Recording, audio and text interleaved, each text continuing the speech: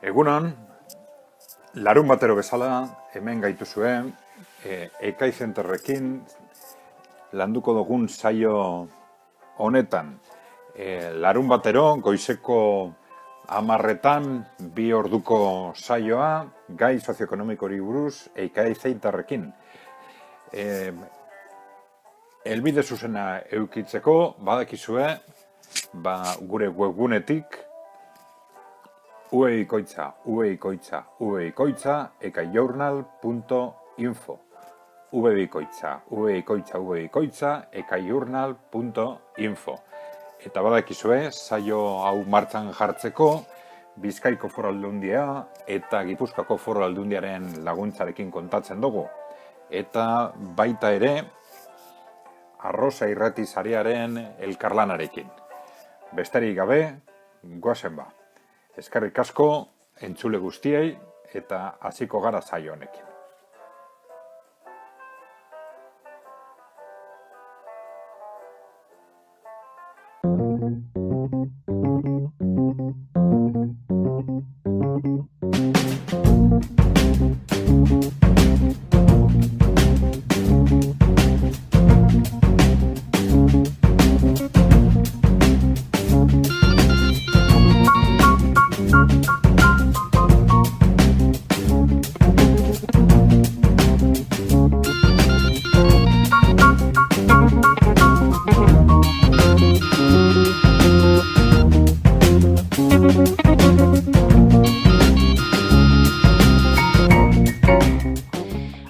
Ekonomia kontu tartea irekiko diegu datozen minutuetan. Joan den astean aurreratu genuen bezala, astero Ekai Zenterreko lagunekin izango dugulako kolaborazioa, eta bada telefonaren bestaldean dagoeneko prest, Adrian Zelaia. Arratsaldeon, Adrian, ze moduz?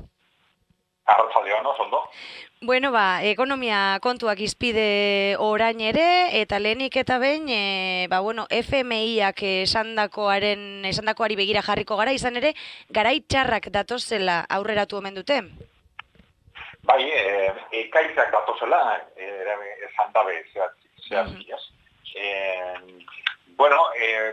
Ez da, arraro kontuetan dutzen badugu, azken hilabete hauetan, errepikatzen direla hainbat erakundetatik horrelako oharrak, ez?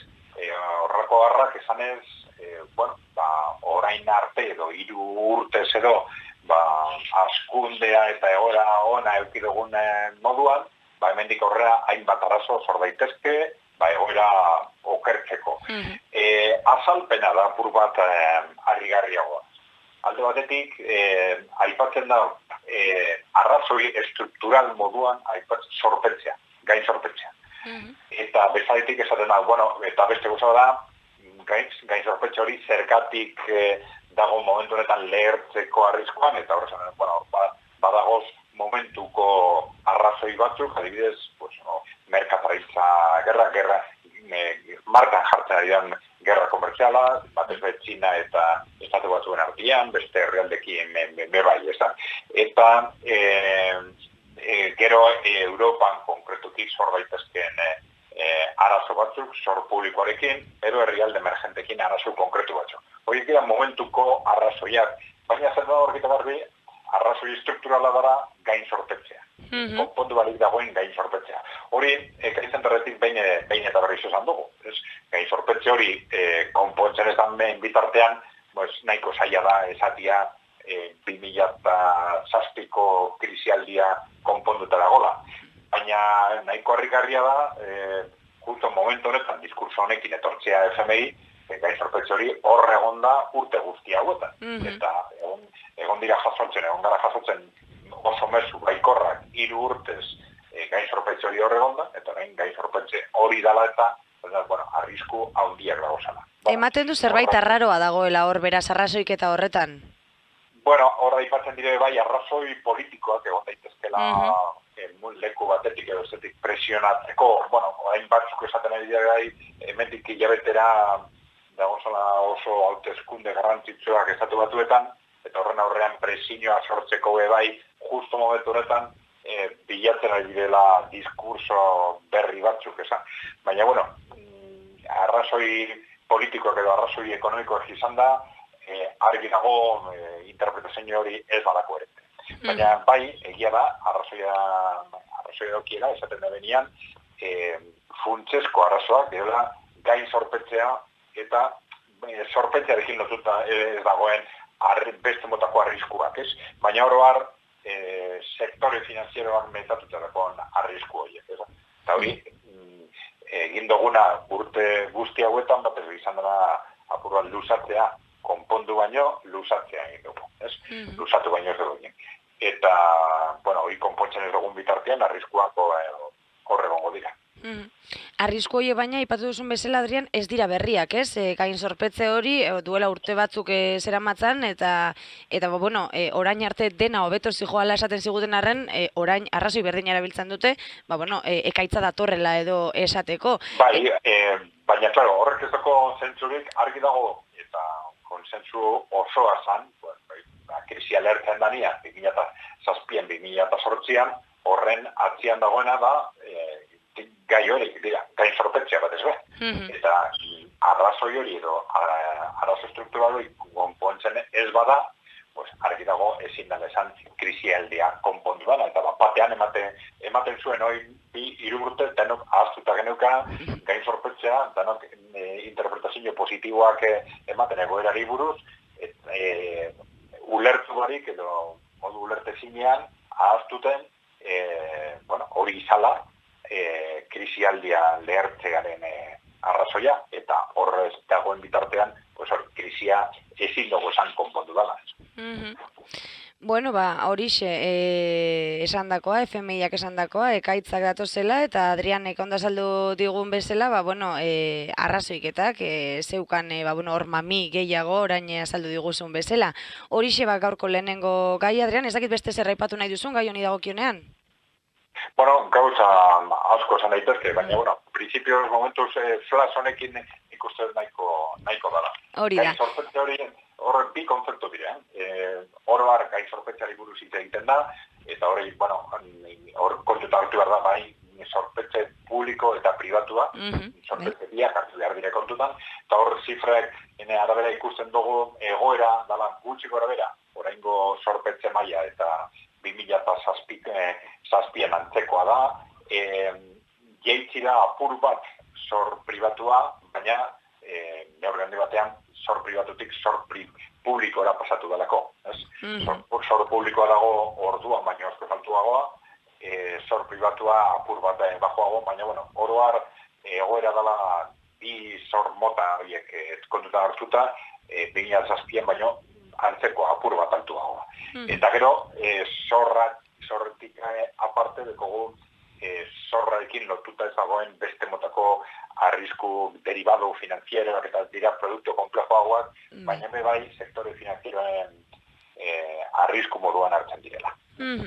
Bueno, bi elementu hoiek jokatzen dute papera handia, kontu honetan aipatu diguzun bezala, eta hementxe utziko dugu gaurko gai honen argipentxo hauek, beste gai batera pasatuko gara, Adrian, eta azkeneko asteetan ere zeresan handia eman duen gaia izango dugu izpide, La Navalen inguruan asko izan da esandakoa, eta Eusko Jaurlaritzak ere, zuek esan zenutena ere, baieztatu du.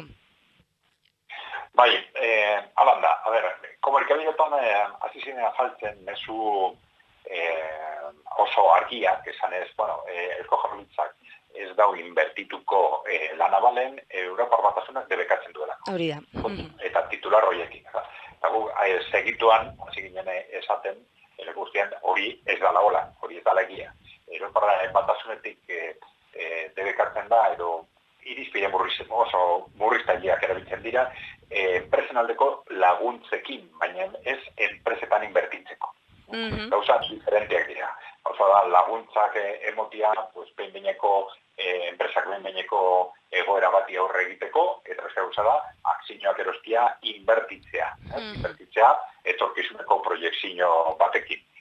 Izanik parte hartze gehiengozko parte hartze hartuta ala ez, baina inbertitzeko asmoarekin.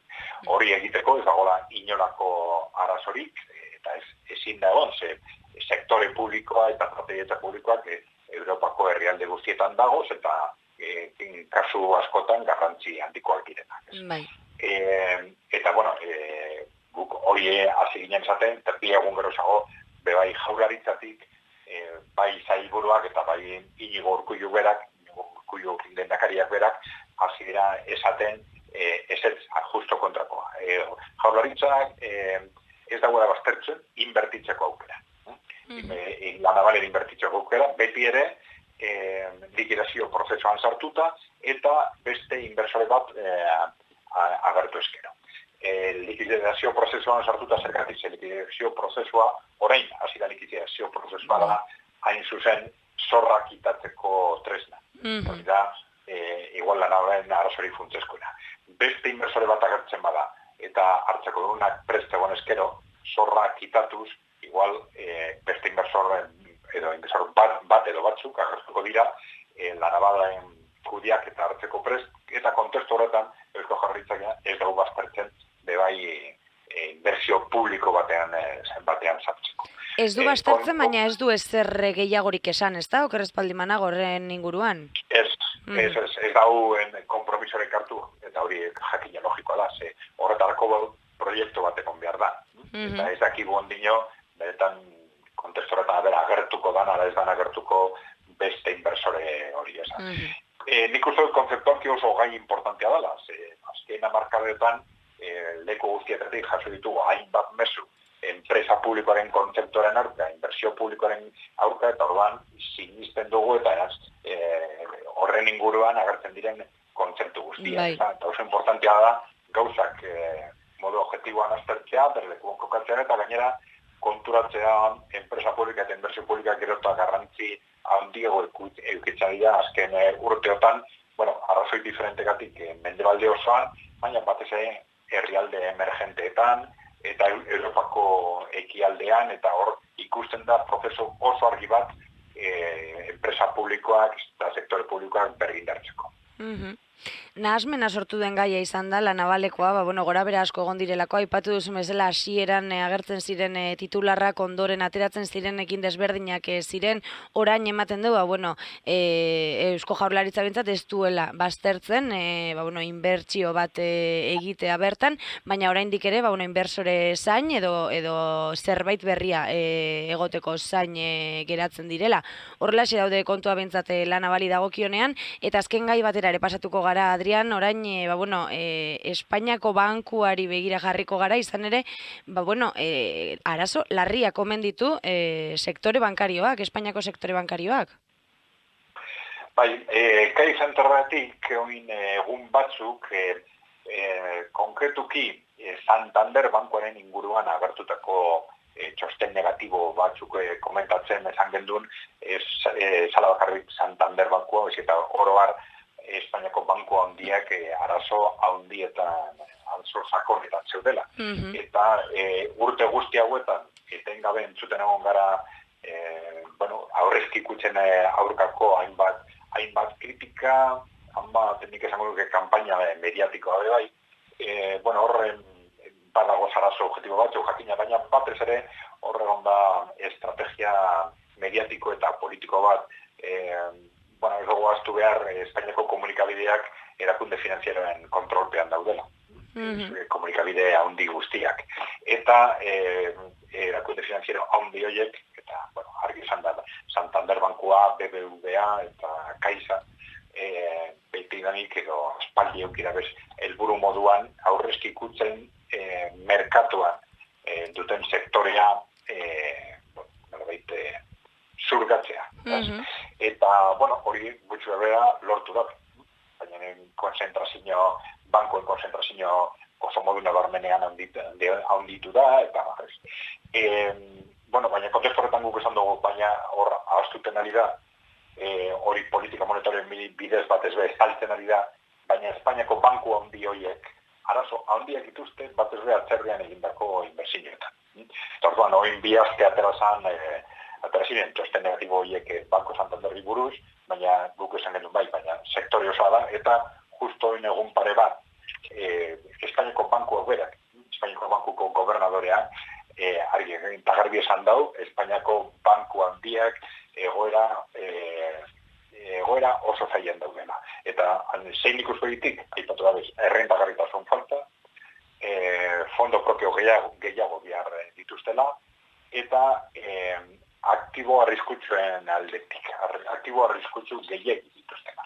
Bueno, azkenean, jarduera finanzieroan garrantzitsuak diren faktore guztietan. Kazetari batzuk, dozento taldean zehazki, nahiko harrituta azaldu dira horren aurrean, bueno, pues, Google kontrakoa pentsatu dugu, ja, Espainiako bankuen arazoak gaindikita zeudela, eta orain ikusten dugu ezetz, eta, bueno, Google izan dugu, gauza bada, banku konkretu bati buruz daukogun informazioa, ez analizateko banku hori ondo dagoen, ez dagoen, baina oroar, banku gintza guztiaren egoera ikusteko, sorpetze baina ikustia baino ez dugu behar. Ekonomia baten sorpetze maila oso handia bada, eta hori da gertatu dana eta jarraitzen duela gertatzen, sorpetze maila oso handia bada, zorrori norbaiten eskuetan dago. Sorpetze maila handia bada, esan gura dago, ekonomia reala galde batetik eta ekonomia finanziera artean desoreka bat dagoela. Eta desoreka hori egon eskero, ekonomia finanziera horretan arazo strukturalak dagoz zor hori errekuperatzeko. Inbertsio horiek, kredito horiek errekuperatzeko.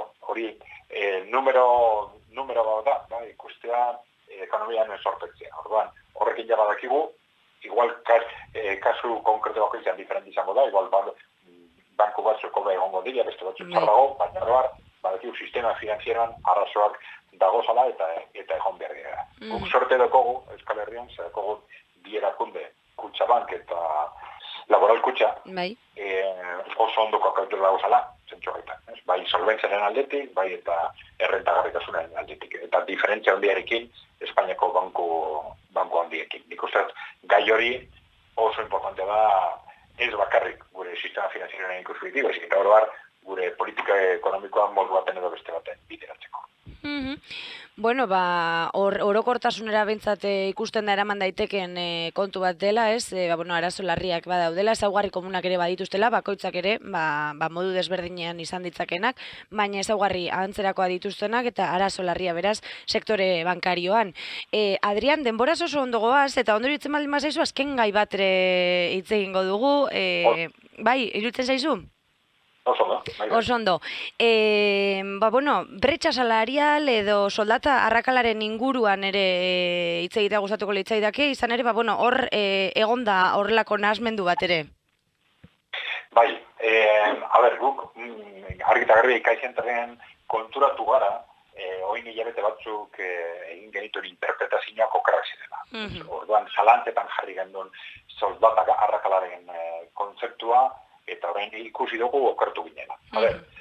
Azalteko hitzoien atzetik oso kontzeptu diferenteak kokatu dire, eta horregon lehitu bai nahazmen horren jatorrien. Alde batetik esaten da, oroar ikusita enplegatuak dauden gizon guztiak eta enplegatuak dauden emakume guztiak, soldaten aldetik, zifra diferenteak aipatzen dire, baina gutxi gara bera, 100% diferentzia dago. Eta hor beste kontzeptu bat jartzen da, lanpostu bardina dintzat soldata diferenteak obratzen direta. Guk kontzeptu horiek zalantzetan jarri gendun, klaro, 120 horri oso lotuta dagoela lanpostu diferentekin. Eta enpresa konkretu bat eta lanpostu konkretuetan oso zaila da, salbuespenak kenduta, enpresari batik horrelako diferentziak egitea. Ezako logika enpresaren, ulergaitzaren enpresaren oiko dinamika, logika dinamikaren ikuspegitik horrelako diferentziak egitea. Bestela enpresarioek, kontratu guztiak alde izan eskero emakumenak izango dirateke. Gutxiago ordaintzeko, bai. Baina, eta orduan, horren arabera zalantzetan jarri genduen soldata arrakalaren kontzeptu hori. Baina, gero konturatu gara ez gendula beste kontzeptu bat hartu. Eta da, feminizatuta dauden sektoreak. Hor baoz, hainbat sektore, tradizionalki, historikoki, Andrez osatuta daudela, garbiketan, zaintzan, zerbitzu sozialak eta barrez. Eta sektore horietan soldatak bajuak izaten dire, baina ez bakarrik kualifikazio gutxiako direlako. Hori sartuko lirateke enpresaren, aipatu dugun logika horretan.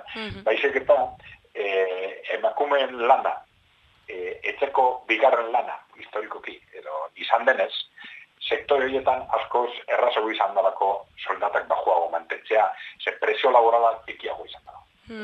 Emakume horiek ez dira horren gutxiago sindikalizatu dire, gutxiago arduratu dire enpresak presionatzeko soldatak igotzeko, eta hori ikusten dugu, ja ez bakarrik kualifikazioarekin, eta sektore feminizatu horietan bereziki zigortuta dago soldaten aldetik. Orduan, hor ikusten dugu bai sortzen dala soldatarrakala kontzeptu horien, eta soldatarrakalen kontzeptu horren logika hor topatu dugu argita garbi. Beraz, lan postu feminizatuak edo lan feminizatuago diren horietan, hor bai aurkitu duzue benetan soldata arrakala bat badagoela, gutxiago baloratutako lanak izan daitezkelako adibidez? Bai, hori da. Orduan, topatzen dugu, normalean aipatzen da uneko hogeiaren kontzeptu horretan, zaila da zifra horiek zehaztea, baina horretan bi faktore egongo lirateke. Bata da, oro har, emakumeak beste motako lanak dituzela, kualifikazio gutxiagokoa. Hori da soldatarrakala, ez da horren beste enpresaren aldetik dagoen diskriminazioa, beste kontzeptua da. Lanpostu diferenteak direla. Baina gero, topatzen dugu, sektore feminizatuetan, hor bai dagoela historikoki diskriminazio bat, eta diskriminazio hori sortzen da, hain zuzen, sektore feminizatuak izan direnez, eta ez dalako egon presio sindikal edo langileen aldetik beste sektoretan egondan presioa. Beti etortzen da ondo ere, horrelako kontuak argitzea, ez? Beste faktore honek ere, eragin handia izaten duelako, eta oraindik ere, zoritxarrez, baduelako, soldata arrakalari dagokionean. Adrian Zelaia, ekaizenterretik, hementxe utziko dugu gaurkoa, eskerrik asko, astero bezala, ekonomia kontu guzti hauek zebra bidera ekartzeagatik, datorren astean egongo gara, beraz bitartean ondo ibili. Ederto, eskerrik asko zuei, ondo ibilege. Agur.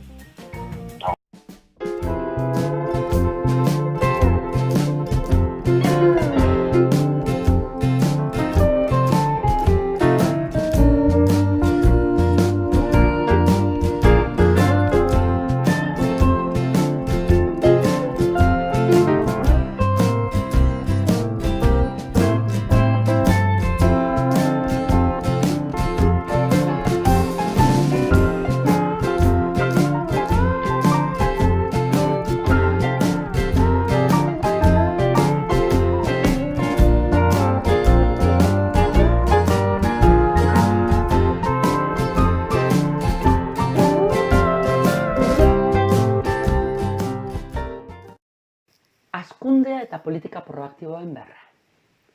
Europa eta mendebaldea ez dira lehenengoak. Politika eta ekonomiaren oligarkizatzeak merkatuko ekonomia soziala delakoa behin betirako deusestatu du, eta horrek gizartean eta ekonomian ondorio negatiboak izan ditu. Honen adierazgarri nagusia ongizatearen gizartearen deusestatzea izan da. Bilakaera honek ondorio negatiboak izan ditu maila sozialean eta gero eta gehiago maila ekonomikoan. Bigarren mundu gerraren osteko hamarkadetan garapen ekonomikoa gizarte ongizatearen eskutik etorri da. Egungo testuinguruan ordea ongizatea eta garapen ekonomikoaren arteko harremana eten eginda. Euskadin gertatzen ari dena horren erakusgarria da. Barne produktu gordina 3%an hazten ari den bitartean soldatak izoztuta diraute. Horregatik, barne produktu gordinaren hazkundeak hiritarrei lagunduko dien usteak une honetan ez dauka funtsik. Aukera bat besterik ez da. Zoritxarrez, Europa eta nazioarteko referentziak ere ez digute balio. Ez baikaude aurrerabide ekonomiko eta sozial batean egonkortuta. Maizegi erakunde hauek testuinguru neoliberal batean sartuta egoten dira eta txalotu egiten dituzte soldata jaitsierak, gizarte gastuaren apaltzea, botere sindikala deuseztatzea. Horren arrazoia, elite finantzeroak egitura politikoetan eragiteko izan duen gaitasuna da. Politika publikoak beren interesetara bideratzeraino. Hori dela eta, egitura politikoen independentzia mantentzea da ongizate eta garapen ekonomikoa berriz uztartzeko gakoa. Nola eragiten duen gurean? Hasiera betean, besteek egiten dutena errepikatzea litzateke gure estrategia ohikoena. Barne produktu gordinaren hazkundearekin itsutzea eta bigarren maila batean ustea gainerako aldagaiak. Europan gertatzen ari denak erakusten digu hau ez dela bidea. Barne produktu gordina hasteagatik hastea noranzko jakinik gabe negatiboa da. Enpresen irabaziak hastea ere epe laburreko estrategia bat besterik ez da. Egoerak eskatzen duena zera da. Lehenik eta behin, klase politikoa egoeraz ohartzea eta independentzia mantentzea enpresa oligarkiaren iritziekiko. Honela, herritarren interesekin konprometitu ahal izango lukete. Independentzia hau bermatzea da klase politikoa garapen politikekin konprometitzeko bermerik onena. Euskaditik behin baino gehiagotan aldarrikatzen ari garen apustua da hau. Bruselatik datozkigun mezu gehienen aurkakoa da hain zuzen ere. Mendebaldeko testuinguruak eragiten ustea negatiboa da kasu honetan. Baina, gertaliteke, batez ere, klase politikoak ez badauka irizpide propiorik, horrek ordea, epe luzeko pobretzea eta ezegonkortasun sozial eta politikoa ekarriko lituzke. Bila ditzagun beraz, ekonomiarekin konprometituak dauden eta ehun produktiboarekin eta industriaren garapenaren alde egiten duten nazioarteko erreferenteak. 2008 urte inguruan, krisi finantzieraren lehen urteetan, Euskal Autonomia Erkidegoko erakundeak oso harro erakusten zituzten azken hamarkadetan izandako industria politika aktiboaren ondorioak. Eta asko goraipatzen zen estrategia ohikoa ez zen urteetan politika industrialen aldeko apustua egin izana. Denbora joan ala ordea, memoria hau lausotu eta politika pasiboa soilik ari dira abian jartzen gaur egun. Pentsa genezake, joera hau nazioarteko joera ideologikoekin bat eginez burutu dela, baina azken hamarkadan Euskal Autonomia Erkidegoak galdu duen lehiakortasun maila oso nabarmena izan da. Politika proaktiboen onuran nabarmena da ordea. Gorabidean diren herrialdeek erakusten duten modura, garapen ekonomikora bultzada ekonomiko eta politikoa aplikatu direnean, mendebaldeko egitura guztiak kolokan jarri dira. Horregatik, mendebaldeko herrialdeak urte gutxi barru ohartuko dira politika hauen beharraz. Euskadiren kasuan, beharrezkoa da ahalik eta eskarren berkokatzea. Horretarako, erreferentziak etxean dauzkagularik, krisiaren aurretik abian jarreteko politikak berreskuratuaz. Politika proaktibo horien adibideak honakoak lirateke. Titulartasun publikoaren inguruko aurriritzia gainditzea eta politika sektorial aktiboen aldeko jarrera zabaltzea. Aurrerapen zientifiko, teknologiko eta hezkuntzan politika publikoek duten eraginez ohartzea. Jarduera pribatuak eragindako desorekak berdintzeko erabakia hartzea erakundeek. Euskal finantza sistemaren berrantolaketa eta kreditu publikorako bideak zabaltzea. Estrategia hau bere egin behar dute tokiko, probintziako eta autonomia mailako erakundeek.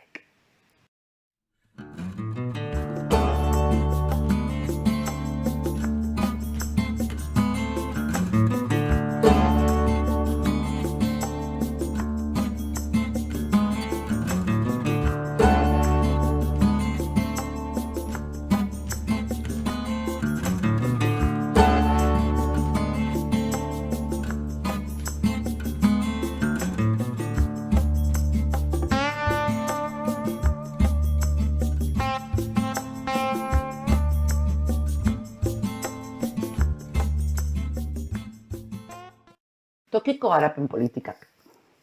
Europa eta gainerako herrialde aurreratutako estrategiek erakusten digute zenbateraino izan litekeen interesgarria tokiko politikak aktibatzea herrialdearen garapen ekonomikoan.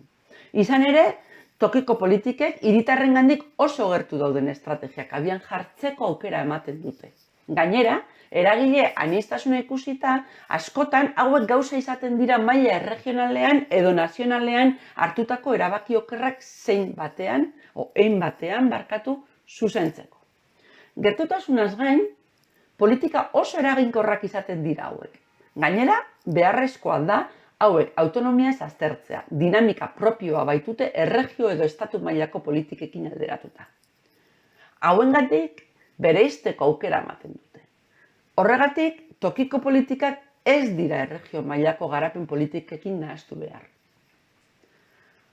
Honekin batera, beharrezkoa da ulertzea tokiko politika hauek ezberdinak izan daitezkeela, udalerri batetik bestera. Udalek horretarako autonomia badaukatela ulertu behar da eskualde mailan. Askotan, arazoak sortu litezke udalerri batetik bestera erabaki ezberdinak hartzen direlako. Dena den, zilegi da udalerri batek bere estrategia propioa garatzea bere inguruan hartzen ari diren erabakiekin ados ez badago. Hori dela eta egun, Euskal Autonomia Erkidegoan tokiko garapen politiken errealitatea inguruko eskualde eta erregio mailako estrategiak baldintzatzen dute. Lanean hasteko, arlo bat gertutasunezko politikak abian jartzea izango litzateke. Gertutasun honek erraztu egiten du ezagutza eta sektore mailako estrategiak martxan jartzea. Elize hirukoitza, espezializazioa dimentsua. Unibertsitatean jatorria duten kontzeptu hauek sarri erabiltzen dira maila honetako garapen politiketan. Beste eragile batzuekin batera, Ekaiz Enterretik abian jarri ditugu metodologia hauetako batzuk. Aurrera pauso garrantzitsuak izan dira, baina beraien eragina murritza da oraindik. Euskal Autonomia Erkidego mailan ziur aski tokiko eragileek egiten dutena baino gehiago egin dezakete. Hasteko, garapen eta lehiakortasun politikekin gertatu dena ikustea besterik ez dago. Alor honetako hutsuneak agerikoak dira. Euskal Autonomia Erkidegoaren lehiakortasun galera nabarmena ari da izaten. Horrek toki mailako erantzunik beharrote du? Noski baietz. Jakina denez, planteamendu honek ez luke zentzu handirik izango erkidego mailan politika ekonomikoa gidatzen dutenentzat edo berau egokia dela defendatzen dutenentzat. Tokiko erakundeen ikuspegitik errealitatea ezberdina da ordea. Ikuspuntu tekniko zein ideologio batko batetik, tokiko erakunde baten erantzunkizuna goragoko mailan utz egiten duten politikak osatzea da. Kasu honetan, tokiko garapen politikekin erregio mailako politikak osatzea. Gertutasuna baliatuz, jakintza nodoak lotu eta estrategia sektorialak aplikatzeko moduan egongo dira. Horren baitan sartzen dira elize hirukoitza eta espezializazioa dimentsua bezalako kontzeptuak.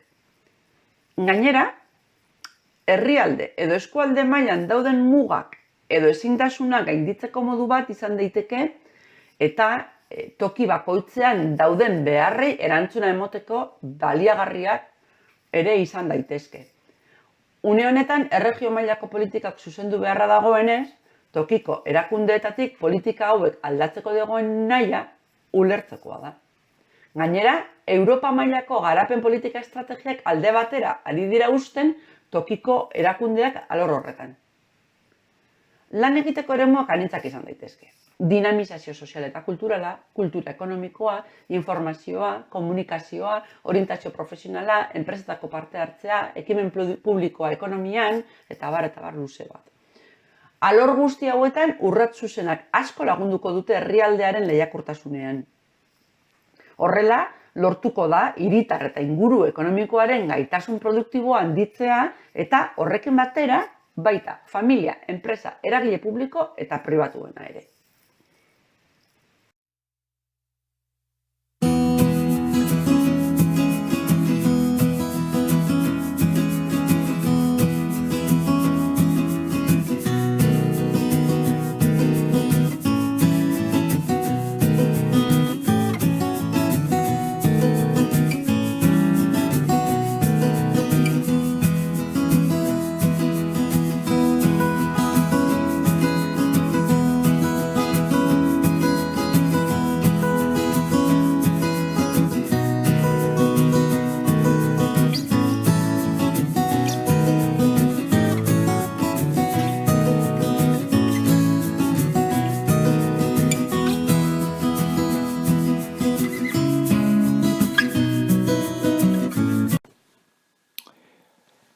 enpresa eredu berri baterantz.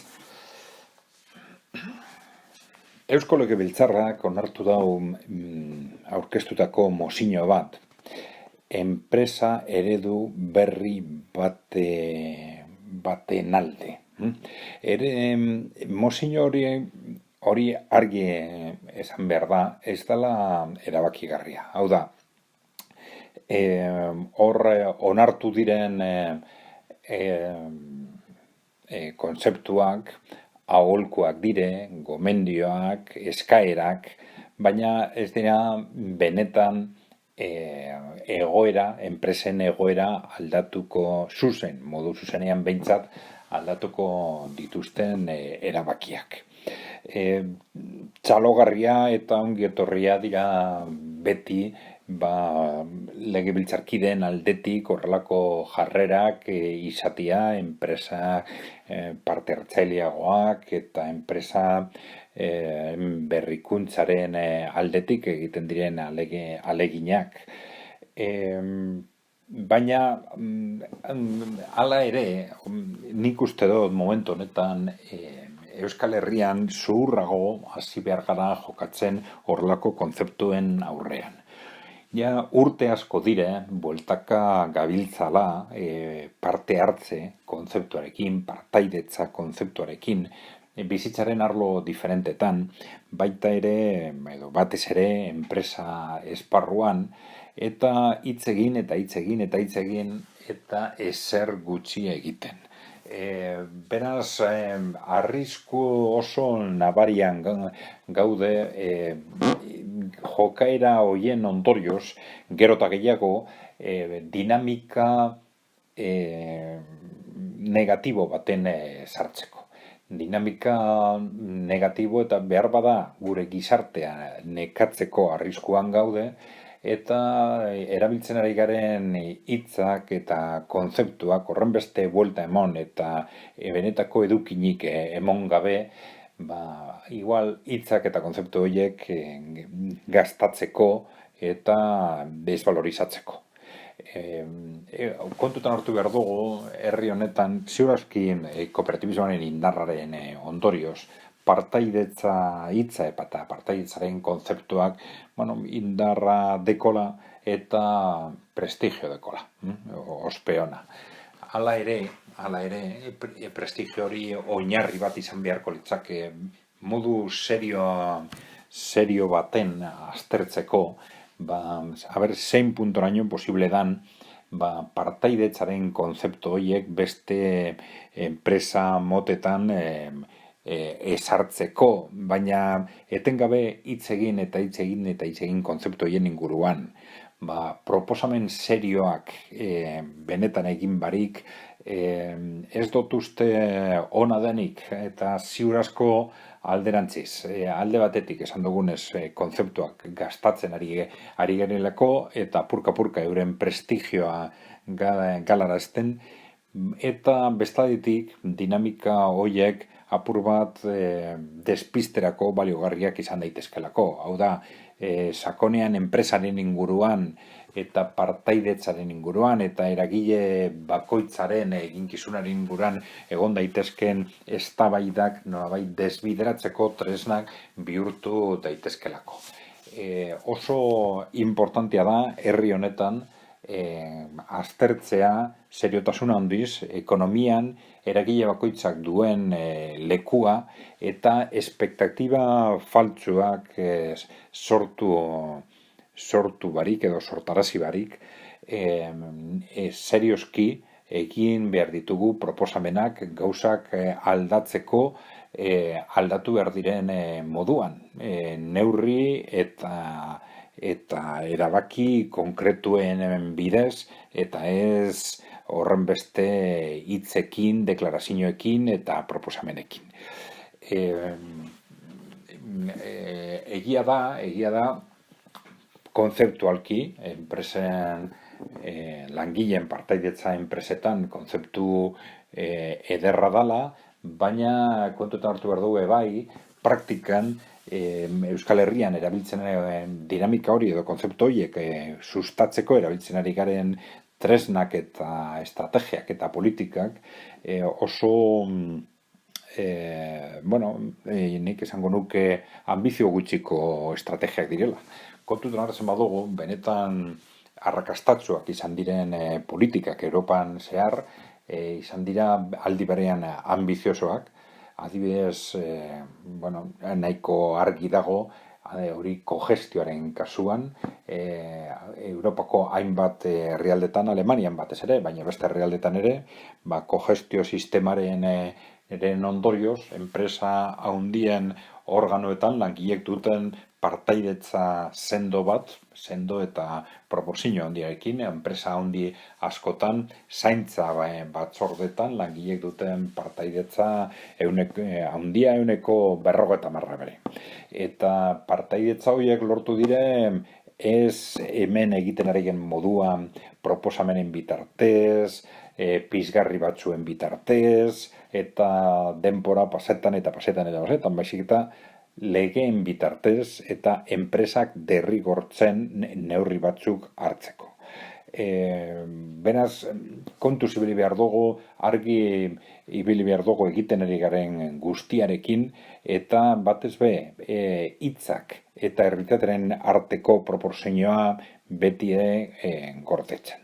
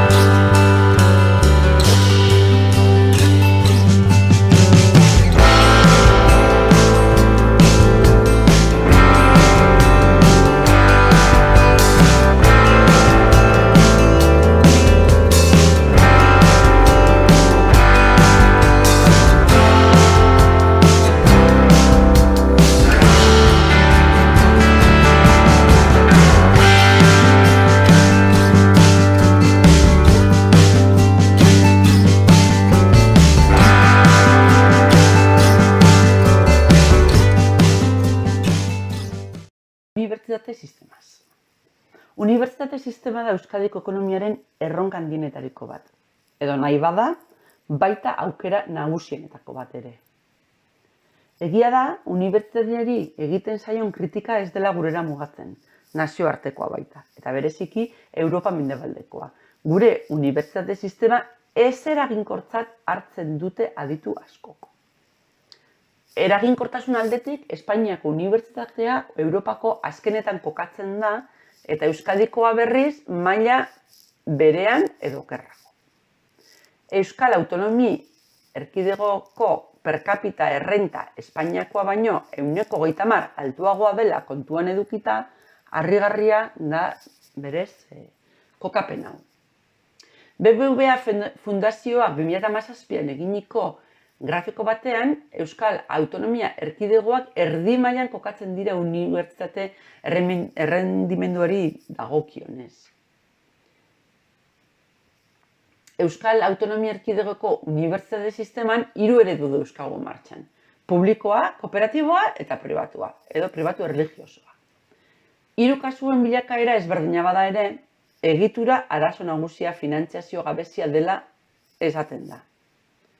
Etorkizuneko beharren inguruan gogo eta estrategikorik ez egiteaz gain, aipagarria da, herri honetako erakunde publikoen ahultasunan aurrean dauzkaten unibertsitate egitura erraldoiei aurre egiteko.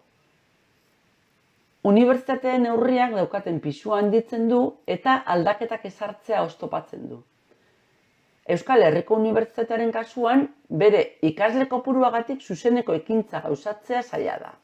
Deustu eta MUren kasuan berriz, erakunde nagusi indartsuak, Josu Lagunen Ordena eta Mondragon Korporazioa euren gainetik edukitzea oztopoa da zuzeneko ekintzak gauzatzeko.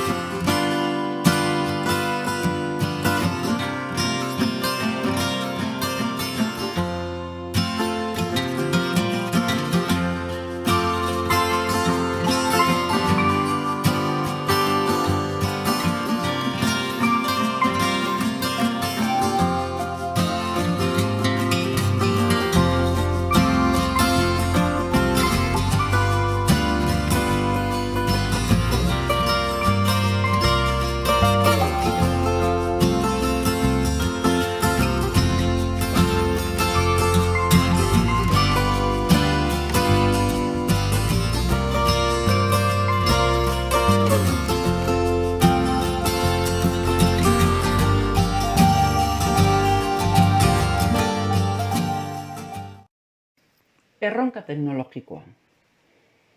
Ekipamendu teknologiko aurreratu bat edukitzea euskal ekonomiaren erronka nagusienetako bada. EKI Centerrek behin baino gehiagotan izan duen bezala, gure maila teknologikoak herrialde aurreratuanen pare egon behar du eta hori da gure epe luzerako helburua. Are gehiago, azken urteetan, Txina eta gorabidean diren herrialdeek ere teknologiaren aldeko apustua egin dutenean eta orain arte izan dugun maila teknologikoaren distantzia txikiagotzen ari den honetan.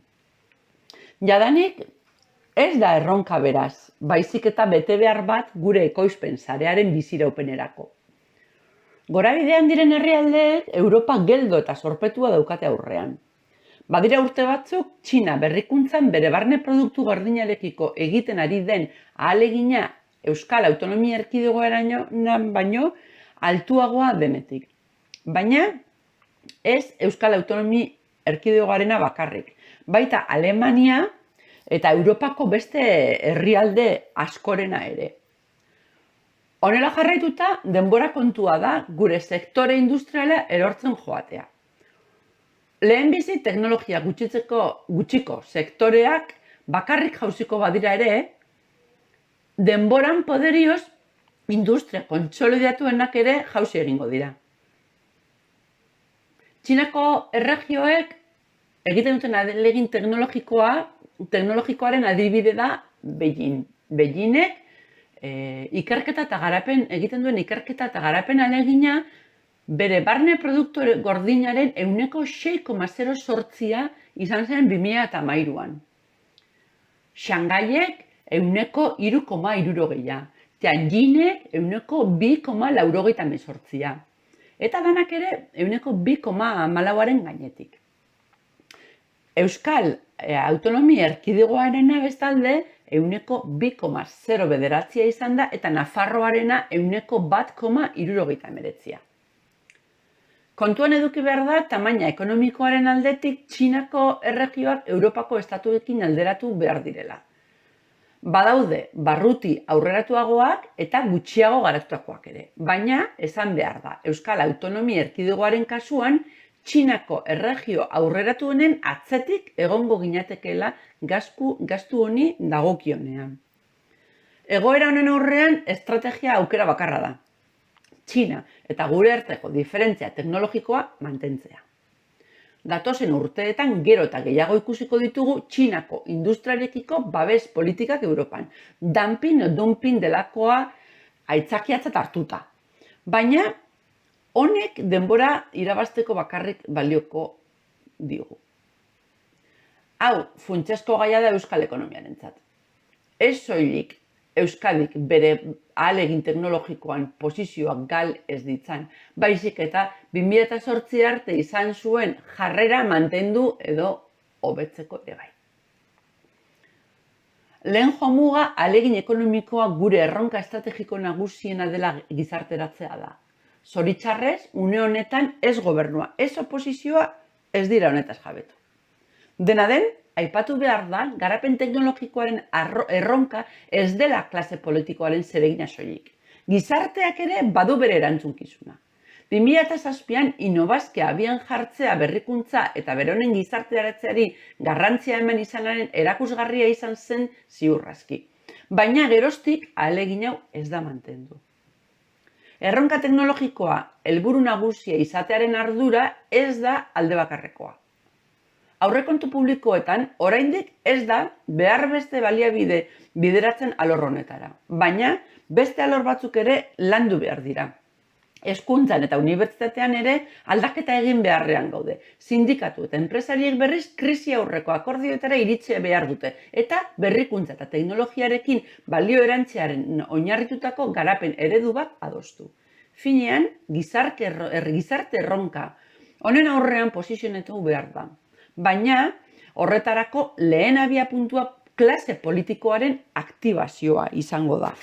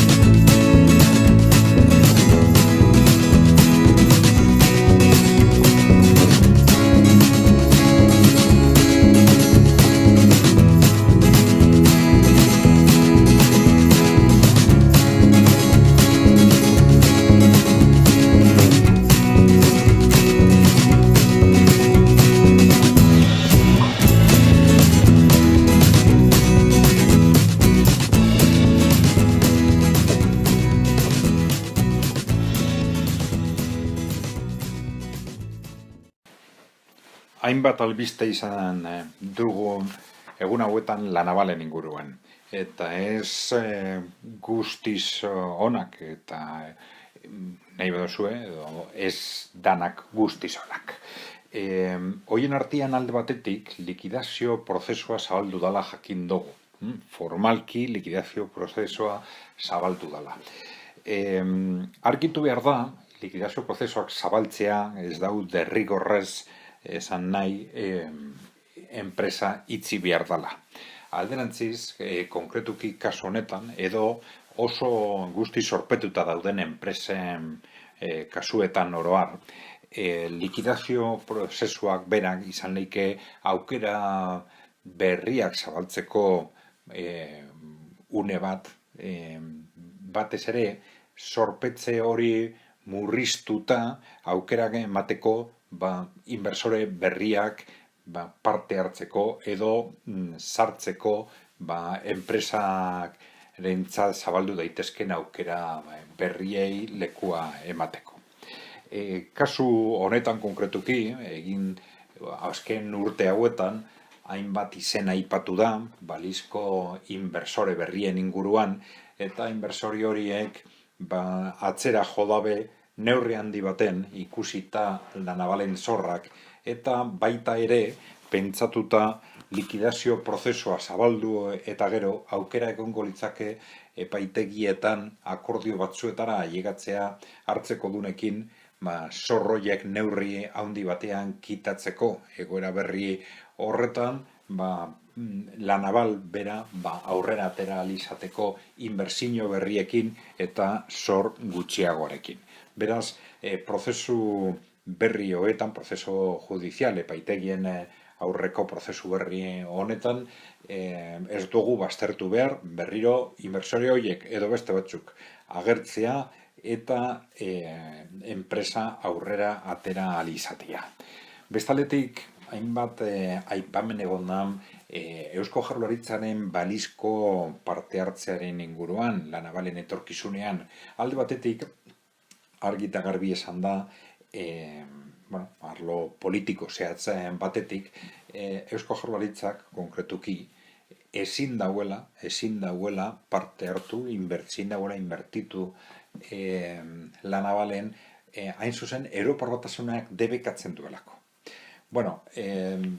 Gerozeago, azken momentuan, etorri da lehendakaria, Iñigo Urkullu lehendakariak egoera argitzen, eta justo kontrakoa esanez, argi esan dau egon leikela aukeraren bat, ez dauela guztiz baztertzen, Eusko Jaurlaritzak parte hartzea La Navalen, inversore egoki batekin batera, edo balizko inversore berri bati laguntza moten. Gauzak argi usteko. Lehenago, Europar Batasunak ez daude bekatzen eta ezin daude bekatu enpresetan egin daitezken inbertsioak. Oroar nahiko debekatuak edo murriztuta daude Europar Batasunen aldetik enpresen aldeko laguntzak. Orduan, inbertsioiek laguntza moduan interpretatzen badire, arazoak egon daitezkeen Europar Batasunen aurrean.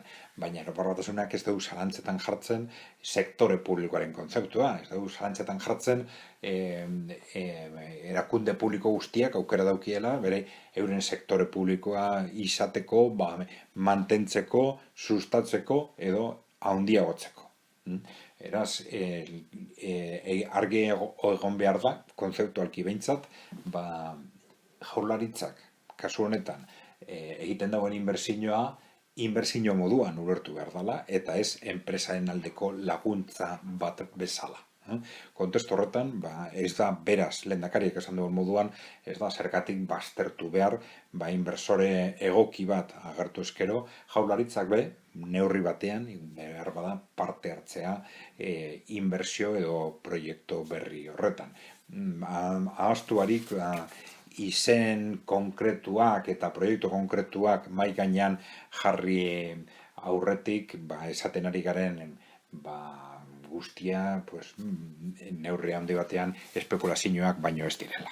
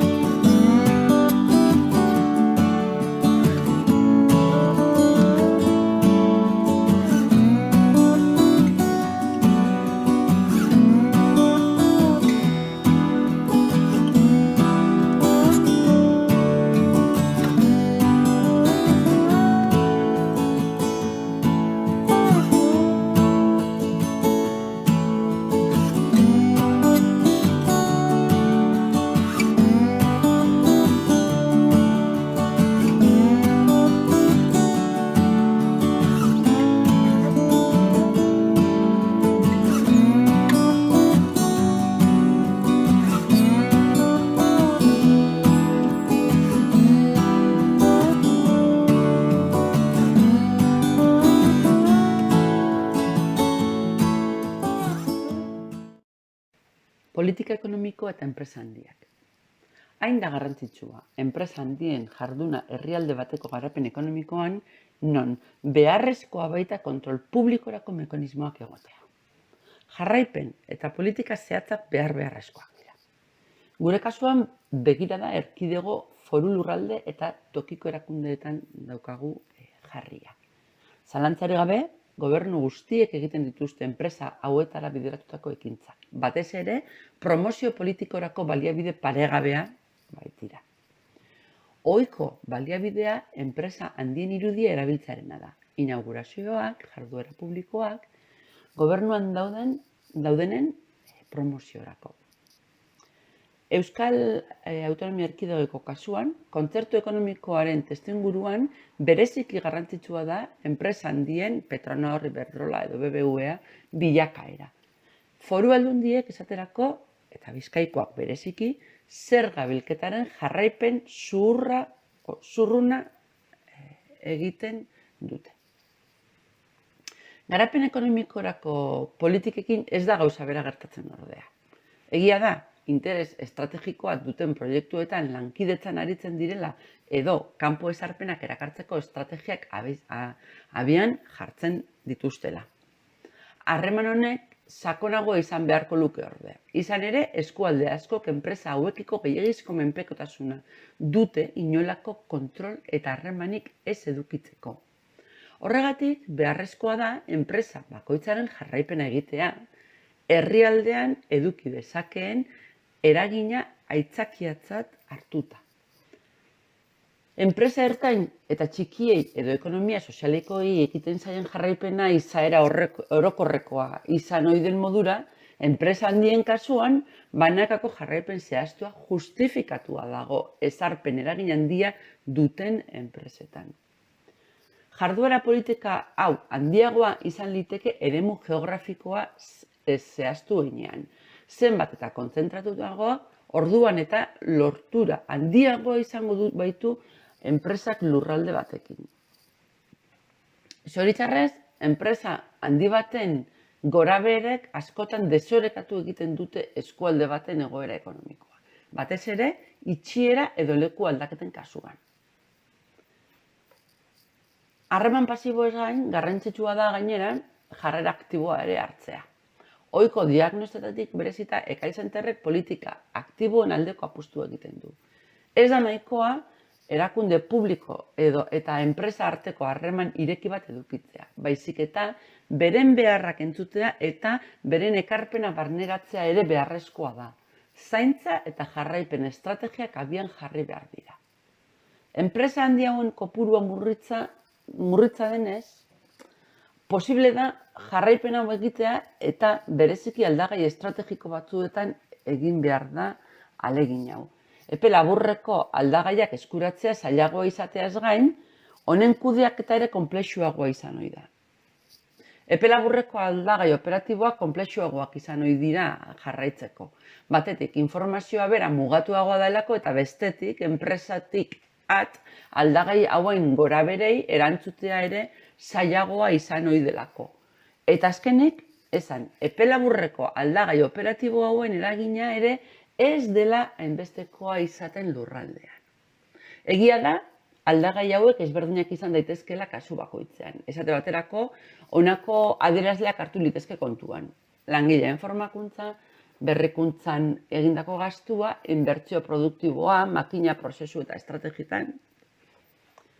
Epe luzerako apustuak neurtzen dituzten aldagaiak informazio interesgarria eskainiko lieke gure erakunde publikoei. Gainera, lagundu egingo luke administrazio publikoek jasan ohi duten informazio gabezia gainditzen.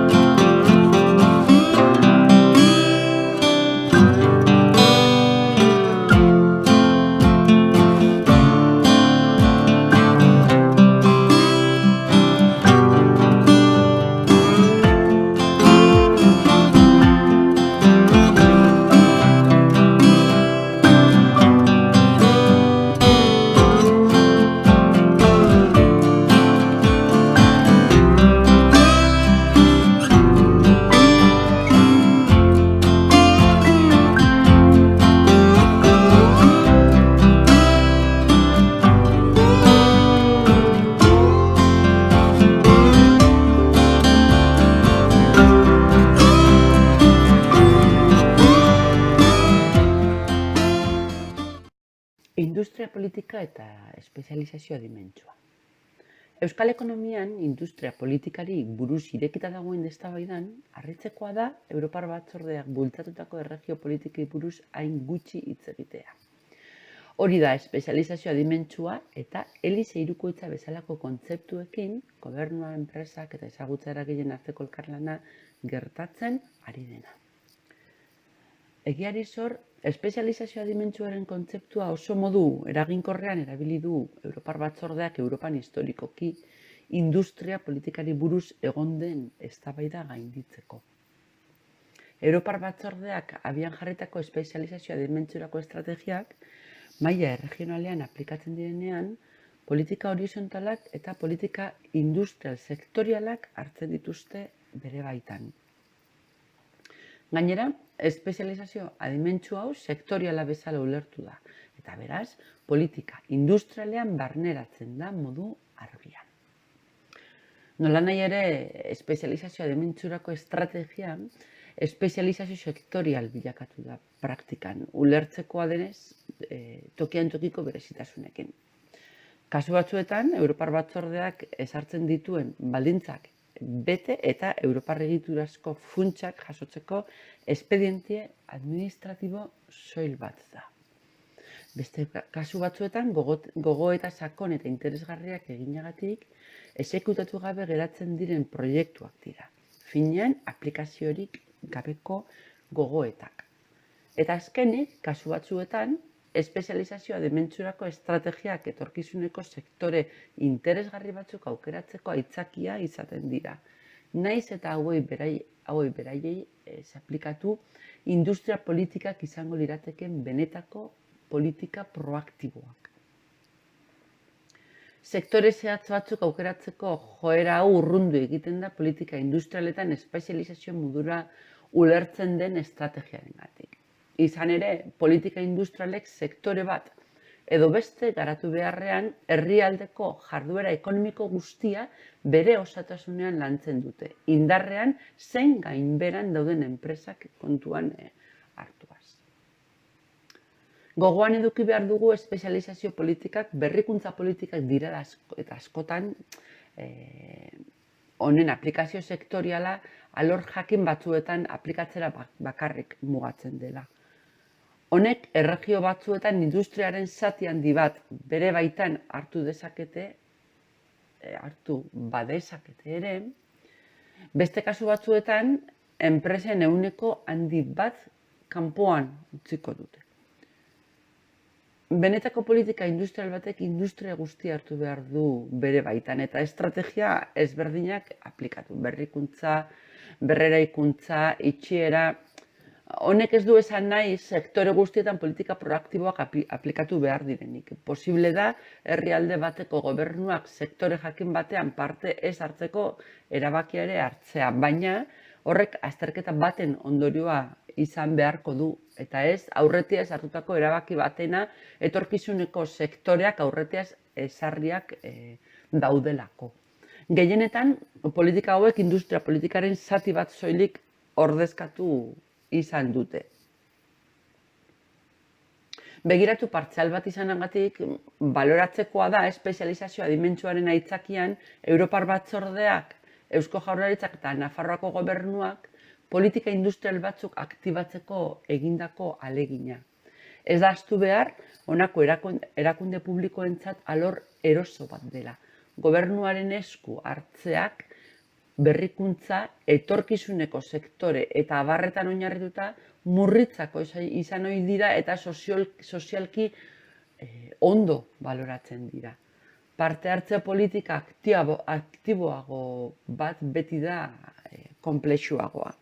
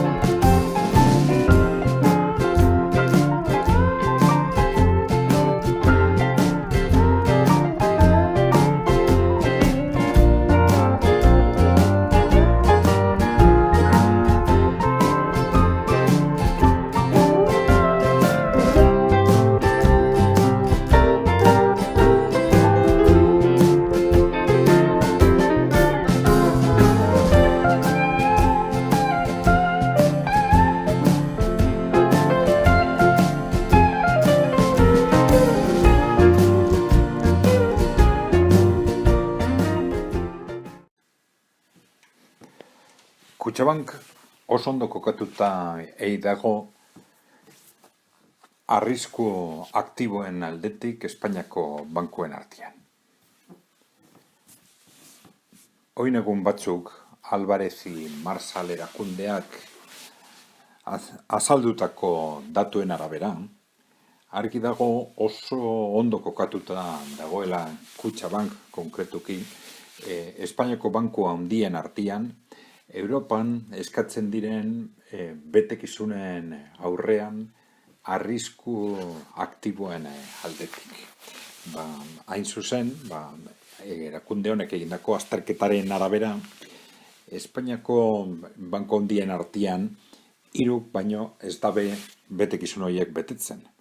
Hain zuzen, Bankinter, Kutxabank eta bankak. Oso albiste posgarria da hori entzutea, baina ez da guztiz berria. Alde batetik esan behar dugu ez dela bakarrik Kutxabank. Laboral kutxa ez da ailegatzen neurri horretara, eta beraz ez da beste banku horiekin batera neurtu azterketa horretan. Baina jakin badakigu Kutxabank bezala, laboral kutxak ere betekizun horiek oso ondo betetzen dituela.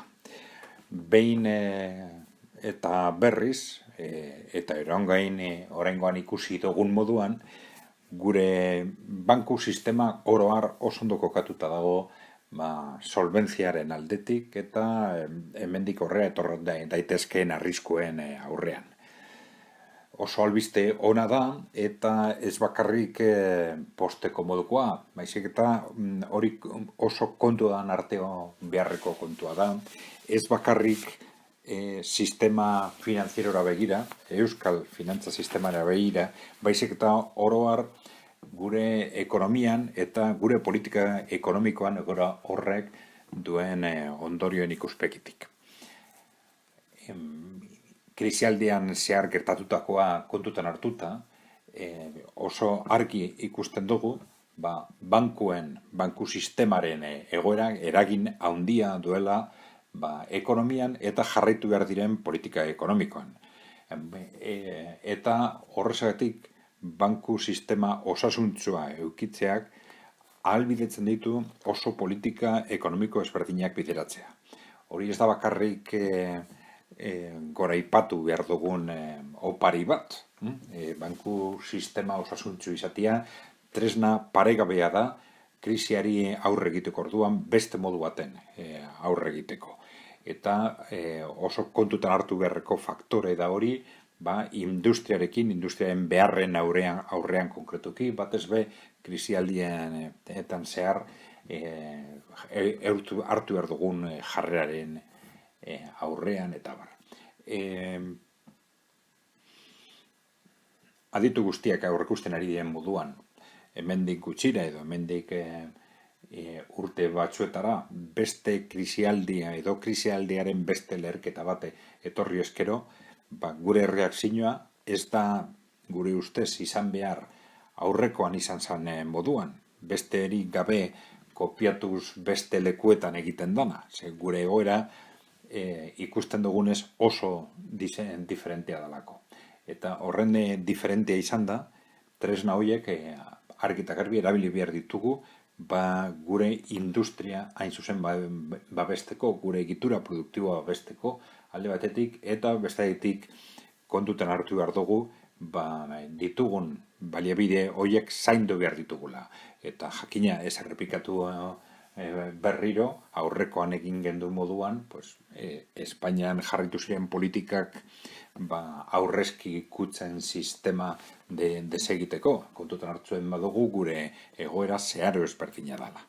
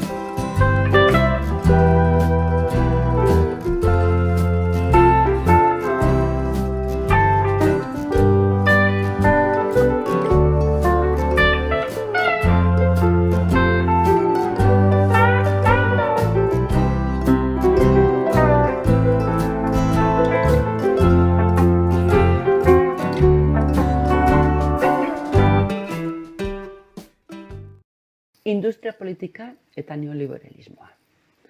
Kontzeptualki, industria politikaren aurka egotea neoliberalismoaren oinarri ideologikoetako bat da. Bigarren mundu gerra ondoren 25 urtez funtzionatu zuen eredua baztertu eta 80. hamarkadatik hona abian jarritako politikak defenditzea. Horrez gain, neoliberalismoa, ongizate estatua, sindikatuen eginkizuna, zergen bilketa eta estatuaren eskuhartzea ekonomian zalantzan jartzea da, eta baita industria politika ere. Puntu hauek obsesibo ideologiko izanagatik, praktikan korporazio finantzario edo industrial handiek irabaziak pilatzeko aitzakia izan dira. Horren ondorio zuzena azken urteetan ekonomia errealetik finantziarora egin den baliabide eskualdatzea zalantzan jarri ez izana da. Testuinguru horretan, politika industriak modan egoteari utzi zion. Akademiko eta iritzi emaileak beti korporazio handien menpe industria politika, garapen ekonomikorako politika edo lehiakortasun politika bilakatu zituzten. Kontzeptu gero eta generikoagoak eta ez zain konprometituak erabiliaz. Bazirudien, 2008an krisi finantziarioa lehertu zenean, joera hau lehengora itzuliko zela. Izan ere, finantza sistemen indarra ekonomia produktiboagatik ordezkatu beharrean inguruko kontzientzia zabaldu zen gizartean. 2011tik aurrera ordea, bankuen erreskaterako ordu arte erabiliteko aurrekontu publikoak moneta politika edakorrek ordezkatu zituzten eta eragile gehienak politika neoliberalen alde lerratu ziren berriro. Zeinetan murrizketa sozialak legitimatu egin ziren. Hala ere, guzti honek politika industrialen aldeko jarrera berriro ere lurperatu egin du. Horren adibide dira Europar Batzordearen erregio politikak. Azken hamarkada honetan, nazioarteko testuinguru ekonomikoan sartu den aldagei bat gorabidean diren herrialdeen sarrera izan da. Gertakari honek, mendebaldean orain arte pentsaezinak diren politikak abian jartzera behartu du, politika protekzionistak. Egoera honek argi erakusten du politika publiko argiagoen beharra. Euskal Autonomia Erkidegoaren kasua berezia da. Mundu mailan neoliberalismoa zabaltzen ari zen bitartean hemen politika industrialei utzi zitzaien ia 2008ko krisi finantziarora arte. Honek egitura produktiboa eraldatzea ekarri zuen industria metalurgikoa eta ontzigintza industria aurreratuagoan bilakatuz. Krisia lehertutakoan harro agertu ziren ordezkari politikoak azken 20 urteetan abian jarritako estrategiarekin. Ulergaitza den moduan, krisia lehertzarekin batera, Euskadin politika industrial aktiboa implementazioari utzi eta garapenerako politika pasibo eta horizontalak jarri dira abian.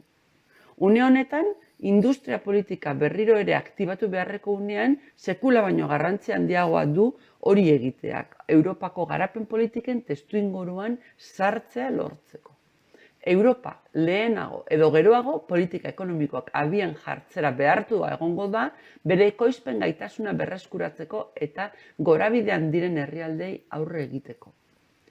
Bitartean, estrategia horretan kokatzen diren herrialdek lehiakortasun abantaila lortuko dute. Ekai Zenterren ekarpena Euskadiren berkokatze politikoa bultzatzea izango da. Aurriritzi ideologikoak baztertuko ditugu horretarako eta azterketa kritiko, objektibo eta sistematikoak egingo ditugu industria politika eta bere ezarpenerako irizpideak proposatzeko.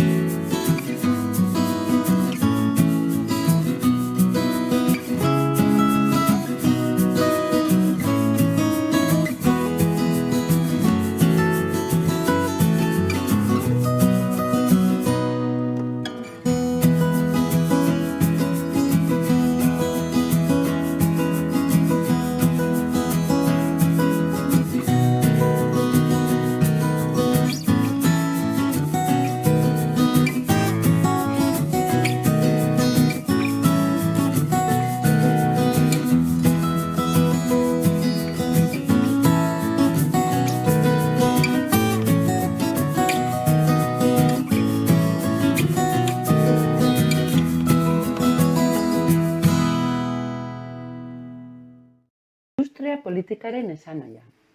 Gogoratu dezagun, industria politika baino kontzeptu zehatzagoak badaudela. Garapen ekonomikorako politika edo politika produktiboa esaterako. Kasuaren arabera, baita lehiakortasun politika bera ere. Industria politikaren kontzeptua erabiltzeak ordea badakar dagokion arduradun publiko horrek garapen politika ulertzeko duen jarrera jakin bat. Bereziki, industria politikak bere baitan dakar kargu politikoen prestutasuna jarduera ekonomikoetan esku hartzeko. Eta baita jarduera industrialetan ere lurraldearen garapenak hori eskatzen badu. Prestutasun honen atzean gure errealitate sozioekonomikoaren nolabaiteko errealitate ekonomiko hau enpresa pribatuko kapitalistek osatzen dute eta merkatu ekonomia batean jarduten dute. Sistemaren helburua hazkunde ekonomikoa merkatuaren anarkiarekin konbinatzea da. Hau funtsezko abiapuntua da. Merkatu ekonomian enpresa kapitalistak sistema anarkiko batean ibiltzen dira eta beren jabeen interesen arabera hartzen dituzte erabakiak, eta ez gizarteen irizpideen arabera. Hala ere, esan daiteke enpresa pribatu multzo handi baten interes amankomunek ekonomia erabat planifikatu batek baino hobeto erantzuten dietela interes orokorrei. Eztabaida honen pisu ideologikoa alde batera utzi gabe, zientzia ekonomikoak aurrera pausuak eman ditu eta gaur egun adostasunez esan dezakegu merkatuak muga dauzkala betekizun sozial hauek betetzeko. Honela bada, ekintza publikoa eta industria politika elkarrelikatzen dira, zedarritu, zuzendu eta bideratu egiten dituztelako enpresa pribatuen jardunak. Hori benetan horrela izan dadin beharrezkoa da, lehenik da behin politika aktiboak abian jartzeko beharraz jabetuta dagoen klase politiko bat edukitzea. Beharrezkoak dira teknikari kualifikatuak eta baita erantzule politiko gaituak ere, komunikabideen sabotaiak ekiditeko. Horrela bada, une egokian gaude industria politikak abian jartzeko. Fase neoliberalaren amaierak eta mendebaldearen gainberak jardun ekonomikoaren aktibitate publikoaren zentzua areagotu egiten dute. Are gehiago, Euskadiren kasuan, non orain 10 urte arte politika industrial aktiboi eutsi genien krisi finantzarioa etorri bitarte. Orain, sekula baino beharrezkoagoa da beraz hauei berrekitea. Euskal kasuan beraz, ez da erabakitze berritzaile bat. 10 urteko geldialdiaren ondoren lehenengo jarduera bati berrekitea da. Merkatu kapitalistak erakutsi du gai dela garapen sozial eta ekonomikoa etengabeak lortzeko. Merkatu hori bera da, esku hartze publiko baten gabezian nazio eta herriak deusestatu dituena urte gutxiren buruan. Euskadiren kasuan gorabidean diren herrialdeen garapen produktiboaren eta gure gaitasun teknologikoaren galeraren ondorioz, alarma gorriak piztuta daude. Momentuko ekintzen eta politika komunikatiboen garaia gainditu egin behar dugu, zeinetan arduradun politikoek ez duten garapen ekonomikoaren ardurarik hartu. Gure klase politikoak bere gain hartu behar du ehun produktiboaren egokitasuna aurrera eramateko erronka.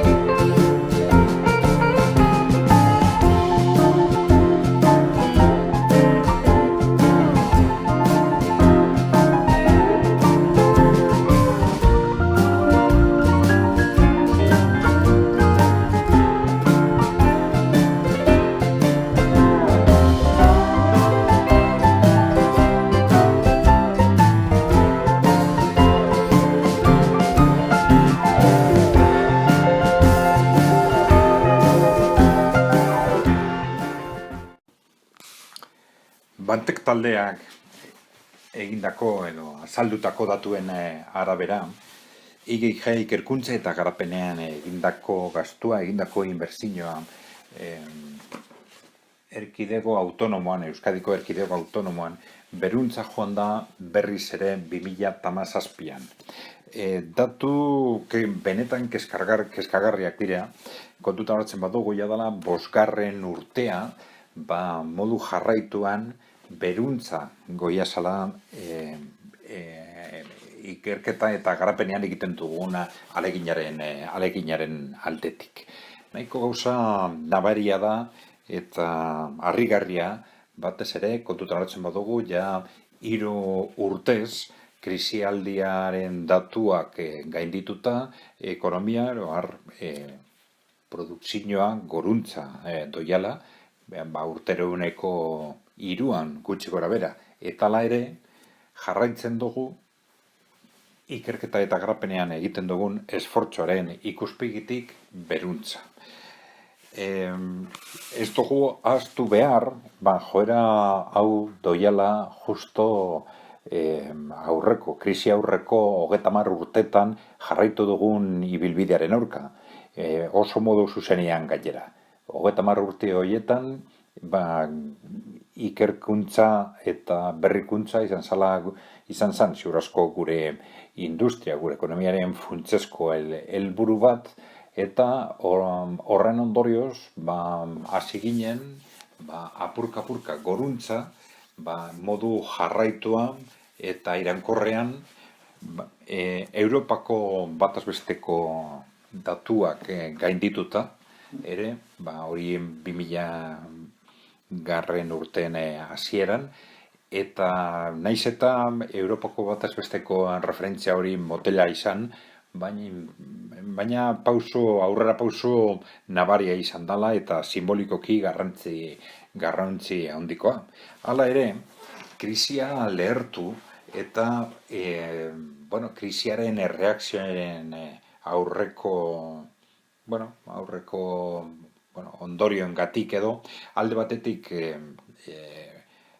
politika publikoengatik, bestetik industriaren erreakzioagatik, baina ikerkuntza eta garapenean egiten ari izan esfortzua gelditu izan. Eta gelditu izan 3 urtez, eta hortik aurrera ez bakarrik gelditu, eta beruntza hasi izan joaten. Bilakaera horren ondorioz, Europar batasunaren batazbesteko referentzia hori gainditutak geneukala, galdu gendun berriro, horren azpitik kokatu ginen, eta jarraitzen dugu berrio beruntza. Naiz eta Europar batasuneko referentzia hori nahiko geldirik egon, baina Europa geldirik dagoen neurrian gure referentzia beruntza doia. Eta hori oso datu adierazgarria da, egoera horren aurrean, gure lehiakide igual funtsezkoena izango dana, Txinaren egoera, gerota alderantzizko joerarekin, Europar batasunaren referentzia gaindituta eta gurea jakina bebai.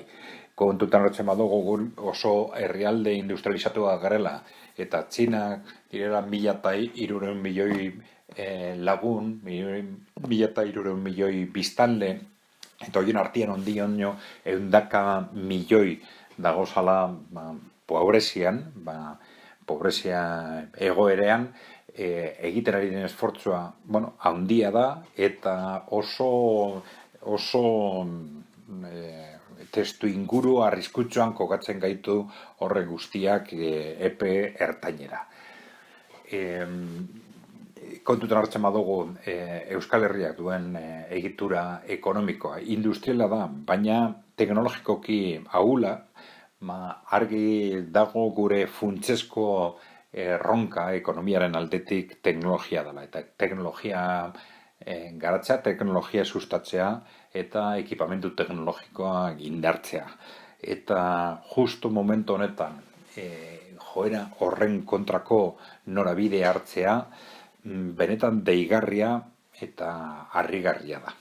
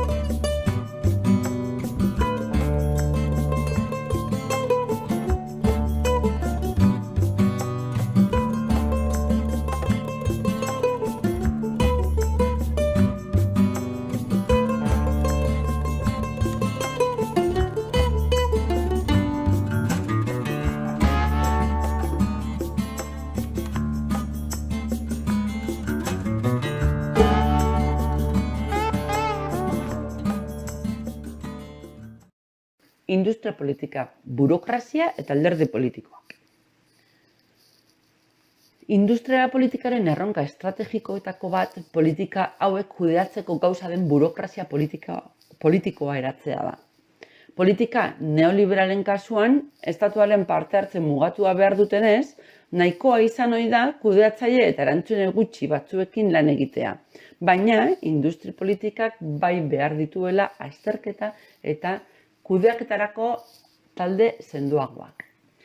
Talde burokratiko sendo eta eraginkorrak beharrezkoak dira administrazioan kokapen kontzeptuala bera justifikatzeko. Ohikoa izan ohi da lantalde publikoen ahultasun teknikoa eta hori izan ohi da erantzule politikoen zalantzetako bat politika aktiboak abian jartzerako garaian. Euskal kasuan, azken hamarkadan politika industrialdean atzera pausoak eman direnez, beharrezkoa litzateke taldeen benetako eratze, formakuntza eta esperimentazio fase bat erakunde publikoen politika proaktiboak aktibatu ditzaten. Hala ere, azterketa eta kudeaketarako taldek teknikoen sorrerak eta zabaltzeak aldagai batzuk eduki behar ditu kontuan Euskal kasuan. Batetik, kanpo eragileekin lankidetzan aritu beharra jardun publikoa osatzeko. Lankidetza hau, azterketa fasean oso garrantzitsua izan liteke eta baliagarria jardun burokratikoari lankarga kentzeko. Aholkulariak, ikerketa institutuak, unibertsitateak, eragile paregabeak izan litezke gestio publikoan laguntzeko. Azterketa eremuaren arabera, zentro autonomo hauen independentzia garrantzitsuagoa izan liteke beti ere azterketa bat edo balorazio bat eskatzerako garaian. Gure kasuan beharrezkoa da gure egitura instituzionalaren konplexutasuna ulertzea. Garapen ekonomikoarekin lotutako eskumenak badauzkate bai Eusko Jaurlaritzak, bai Foru Aldundiek, bai udalek, eskualdeko garapen agentzien bidez gehienetan.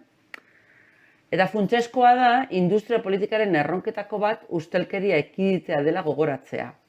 Jarduera ekonomikora bideratzen diren baliabideak izaki oso adibili behar da ustelkeria kasua gertatzeko alor aproposa izan litekeelako.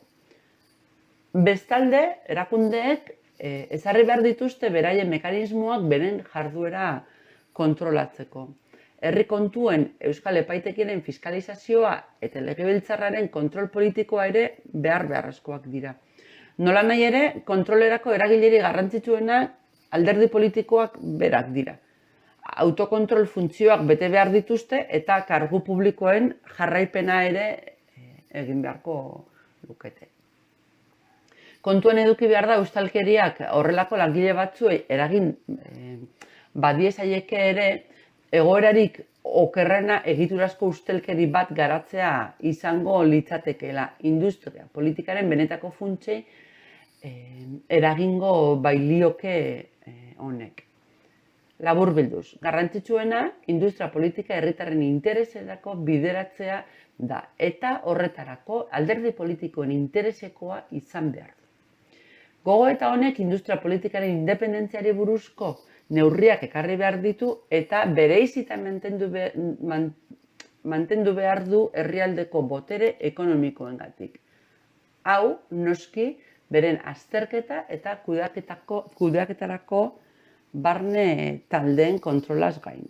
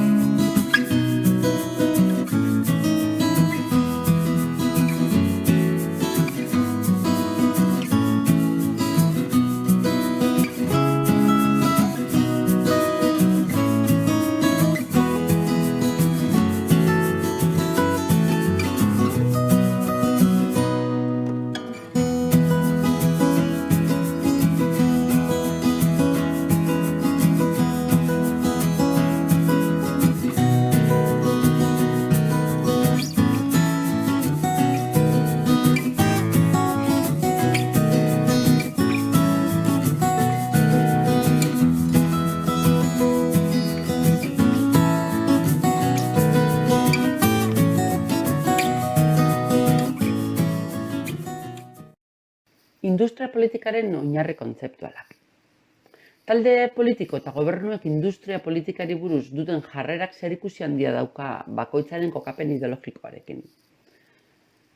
Lehenik da behin, mendebaldean garapen ekonomikoarentzat eragile pribatu eta publikoen arteko elkarlana positiboa denaren adostasuna badago.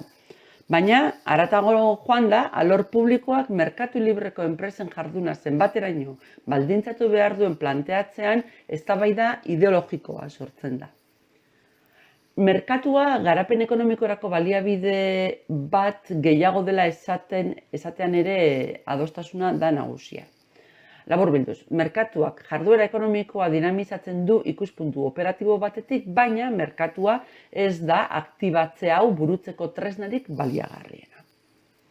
Horretan, erakunde publikoek hartzen dute parte, askotan enpresa pribatu horien jarduera araututa. Bestetik, esan behar da, enpresak politika horietaz baliatzen direla garapen ekonomikorako beharrezkoak diren baliabideak erabilita, hezkuntza, azpiegitura eta bar. Ekonomian aldaketa tekniko-teknologikoetan zen faktorek eragiten duen eztabaidatzerakoan gero eta interes handiagoa sortzen da. Izan ere, adituek ondorioztatu baitute faktore hauek eta merkatua ulertzeko beharrezkoa dela estatuaren parte hartzea. Kontsentsu honek, erakunde publikoen garapen ekonomikoaren ondorengo alorretan parte hartzea inplikatzen du. Demografia, azpiegiturak, erakundeak, hezkuntza, formakuntza, aldaketa teknologikoa. Aldagai hauek guztiak eragin zuzenegia dute langileen ekoizpen gaitasunean eta oso zailak dira merkatuaren bidez kudeatzen. Honako bi faktore geopolitikok eragin dute adostasun hau adituen artean.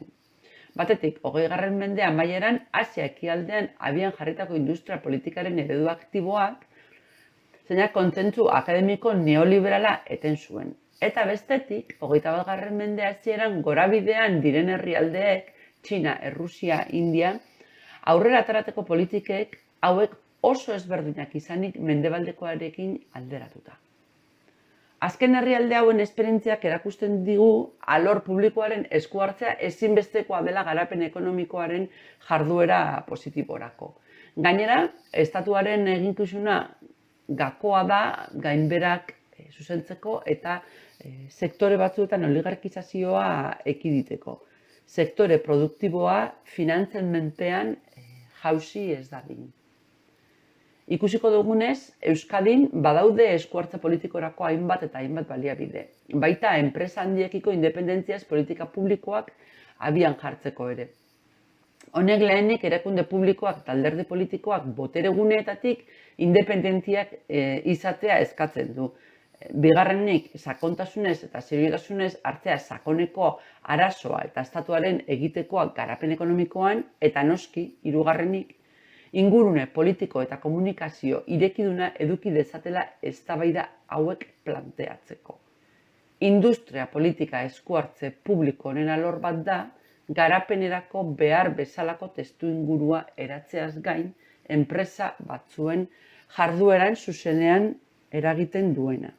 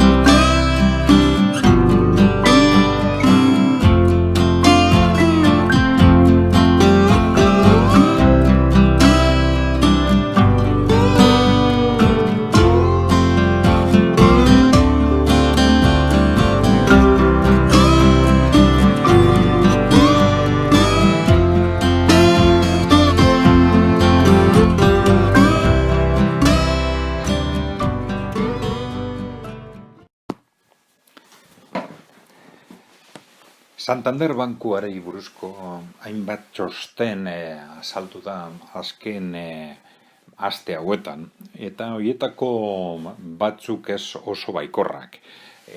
baten batek eta garrantzi handikoa dela, Frantziako nazioarteko aholkularitza batena konkretuki, zalantzetan jartzen dauela Banco de Santanderren gaitasuna aurrera jarraitzeko kapital ampliazio oso adierazgarri bat gauzatu barik, eta argi esanez zailtasunak edukiko dituela Santander bankuak Europan eskatzen diren, solventziaren aldetik eskatzen diren baldintzak bete ahal izateko. Ez da guztiz harrigarriak albiste hau. Ekai Zenterren aspaldi esan duen moduan, kontutan hartu behar dugu, Espainiaren sistema finanziero oro har aztertuta, naiz eta komunikabideen aldetik etengabe krisialdian zehar azpimarratu behin eta berriz aurrezkikutzen egoera negatiboa, guk beti izan dugu Espainiaren sistema finanzieroaren benetako arazoa banku handien arazoa zala. Oro har banko handien arazoa banka komerzialean barik batez ere Espainiatik kanpo egindako inbertsioetan egon da, eta batez be inbertsio espekulatiboetan.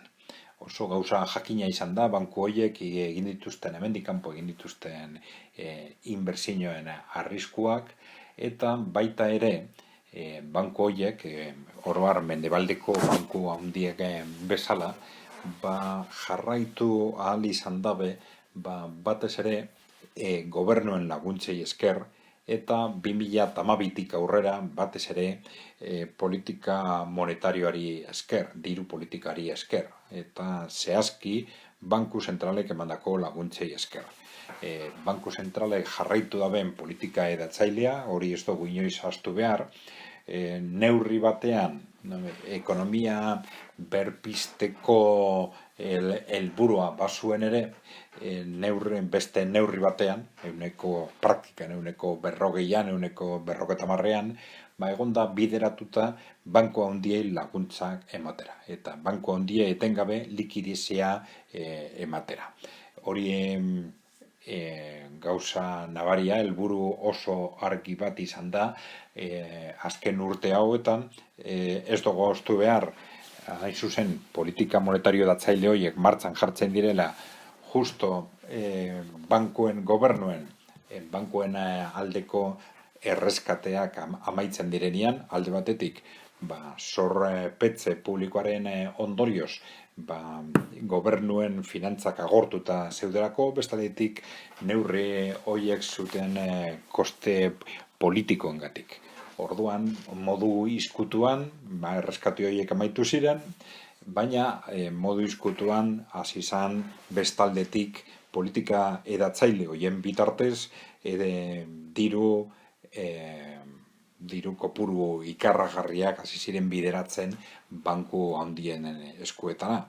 Gauza jakina da, politika edatzaile horiek agortzen ari direla bebai, eta agorketa horren ondorioz beldur guztiak pizten ari dira berriro banku handi hoien egoeraren inguruan, banku handi hoien solventziaren inguruan. Beraz, azken aste hauetan, Banco Santander, bankoaren inguruan agertu diren albisteak bezala, ez dugu baztertu behar, hemendik aurrera hurrengo hilabetetan, gero eta albiste gehiago, gero eta aipamen gehiago, eta agertzia ez bakarrik Santander bankuaren inguruan, baizik eta Europako eta Estatu Batuetako banku handi batzuen inguruan.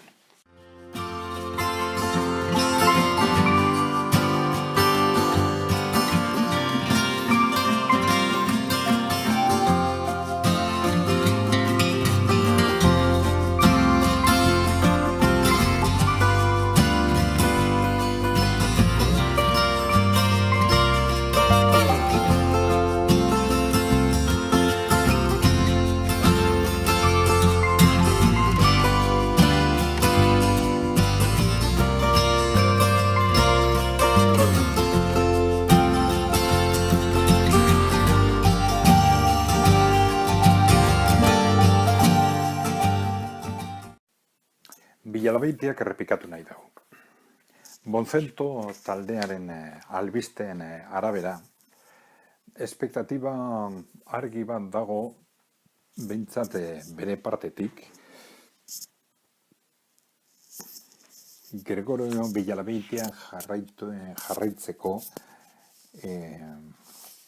Kutxabankeko lehendakari moduan.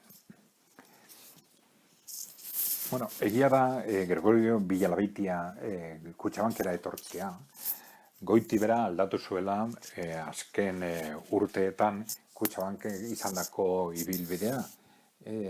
Ordura arte egindako operazio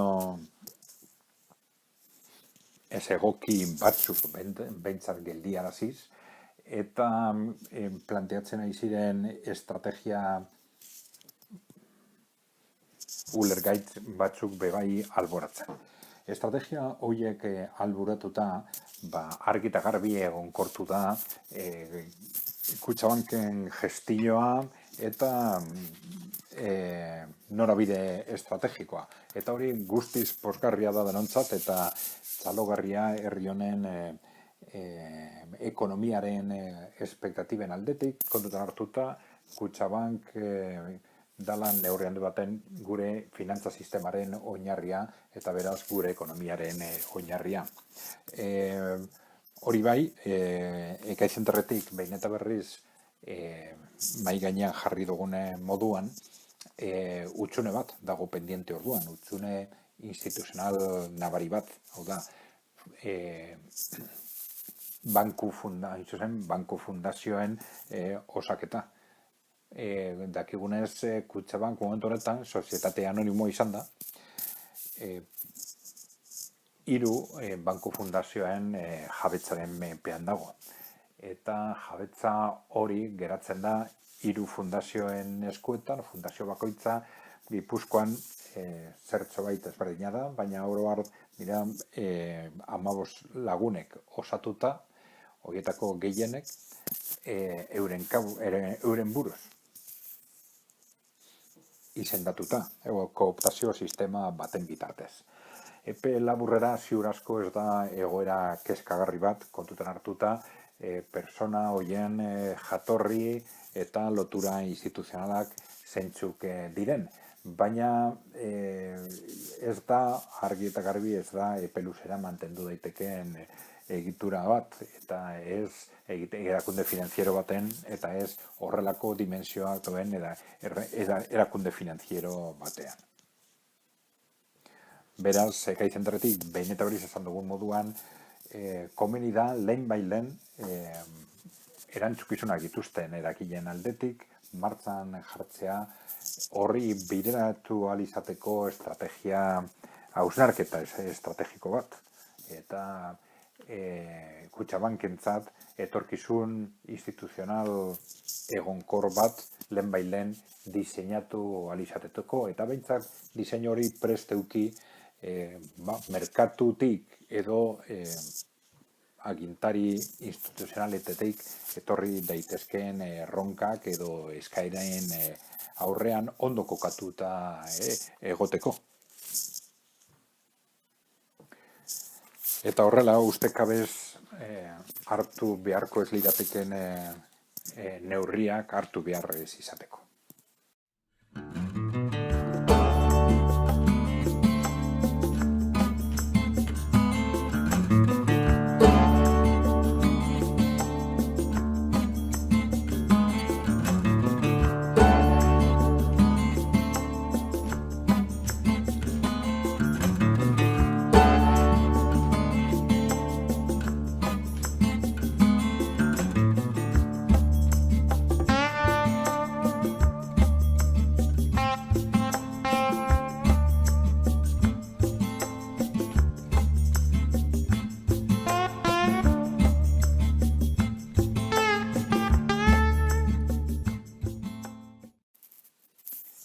Zerga aldaketak Txinan.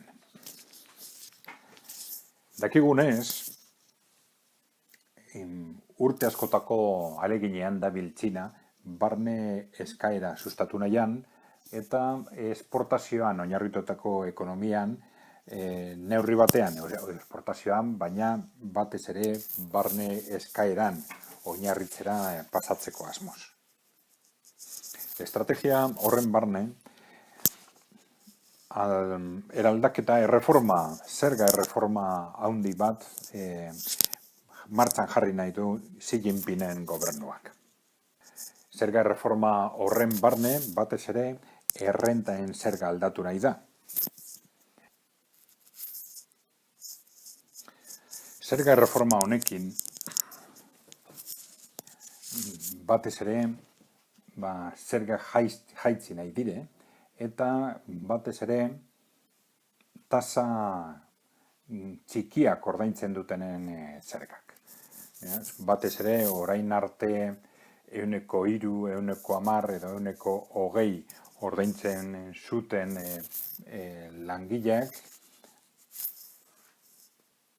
oro har, edo kasu askotan, esparru ezberdinetara pasatuta, lehen baino, orain arte, baino modu nabarmen gutxiago ordaintzeko aukera izango dute. Honen helburua argi dago, sustatu nahi da, errenta txikiak dituzten txinatarren gastua, eta baita ere gasto publikoa.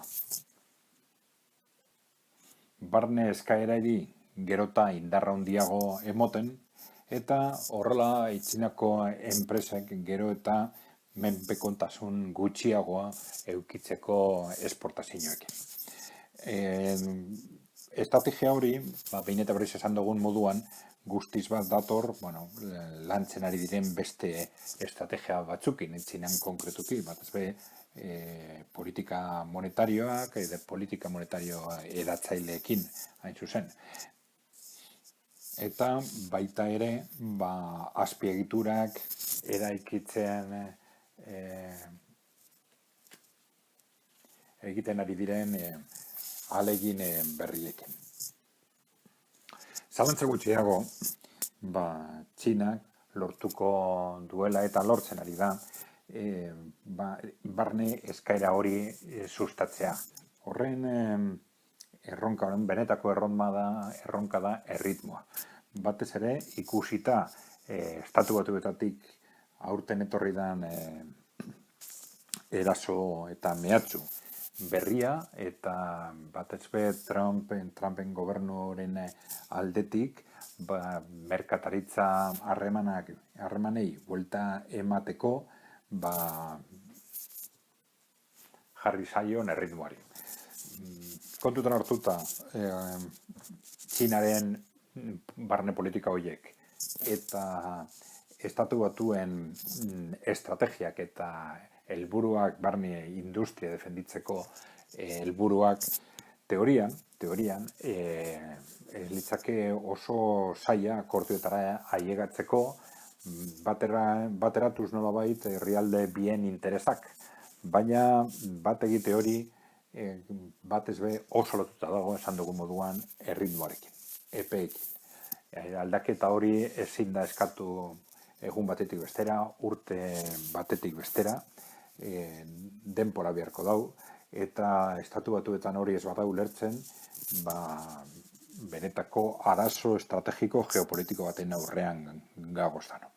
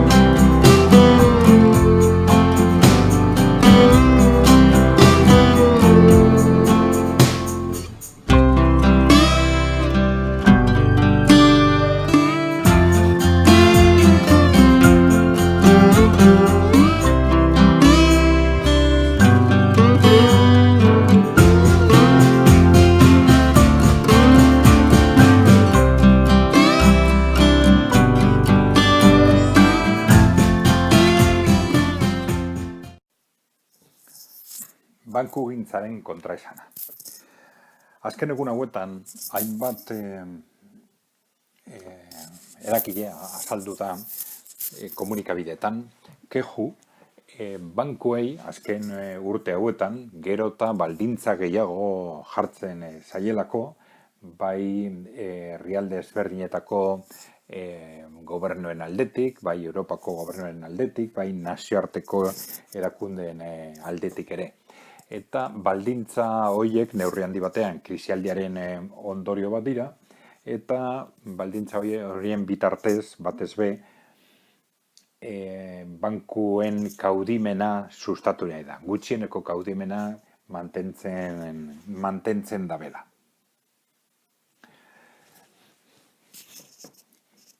Keju horiek izan batute oinarri logiko bat.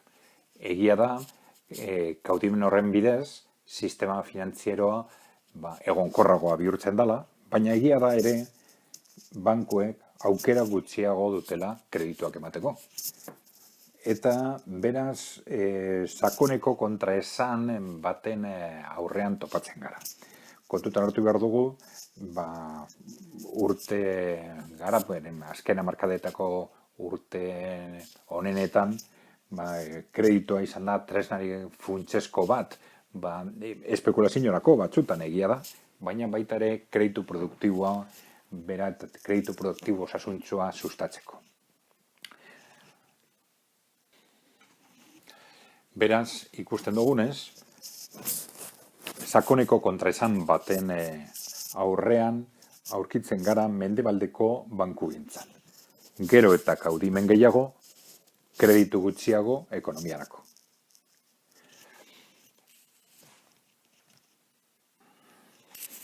Ekai zentorren egindako azterketetan, argi eta garbi azaldu dau, arazo horreri aurre egiteko irtenbidea. Irtenbide hori, izen argi bateko. Irtenbide horrek, izen argi bateko, kreditu publikoa. Edo, nahi baduzue, kreditu publikoaren ezagutza formala. Hau da, kontutan hartu behar dugu, garapen handiko urteetan, kreditoa sustatzea, kreditu sustatzeak bankuen aldetik, oinarri oso argi deko. Bankoek, kreditu horren bitartez, arrisku oso handiak, arrisku estruktural handiak hartzen dituzte, eta arrisku horiek hartzen dabez, implizitoki, danok pentsatzen dugulako momentu horietan, bankoek ez dabela inoiz porrot egingo, eta momentuen baten arazoak egon eskero, estatuak, gobernuak etorriko direla banku horiei laguntzak emoten eta egoera berbideratzen. Hau da, horrelako egoeretan egon badago nolabaiteko berme publiko implizito bat. Edo bankoek, printzipioz, berme publiko implizito hori balitz moduan jokatzen dabe. Egin behar dana gure ustez, argi eta garbi, berme publiko hori behar den neurrian formalizatzea. Eta horrela, bankuen ibilbideak argi eta garbi, gero eta kaudimen betekizun guztiak bete alizateko, eta kaudimen behar horiek beteta, kreditua, edo eskuratzen edo bideratzen den kreditua, ez bada nahikoa ekonomiak behar dueneko, balibide horiek kreditu publikoaren bitartez osatu behar dire. Hau da, proporziotik gabeko arriskuetan sartu barik, bankuek behar dira erabiltzen kreditu publiko. Beraz, kreditu publikoa bideratuko litzake edo zuzenki erakunde publikoen bitartez, edo behar bada, edo batez ere, edapen monetarioaren bitartez, banku pribatuaren bitartez. Hori esango litzake argi eta garbi, biderik zuzenena bateragarriak egiteko, bankuen kaudimen osoa, edo beharriko beharrezkoa den kaudimen maila eta bestaletik ekonomiak behar duen kreditua eskuratu ahal izatea. Egoeraren deskripzio honetan argi esan dugu, garapen urteetan, urte espansiboetan, bankuen jarrera oso arriskutsua, arrisku handiak hartzeko joera dute bankuek, eta arrisku horiek oinarria zein den azalduko dugu beste grabazio baten.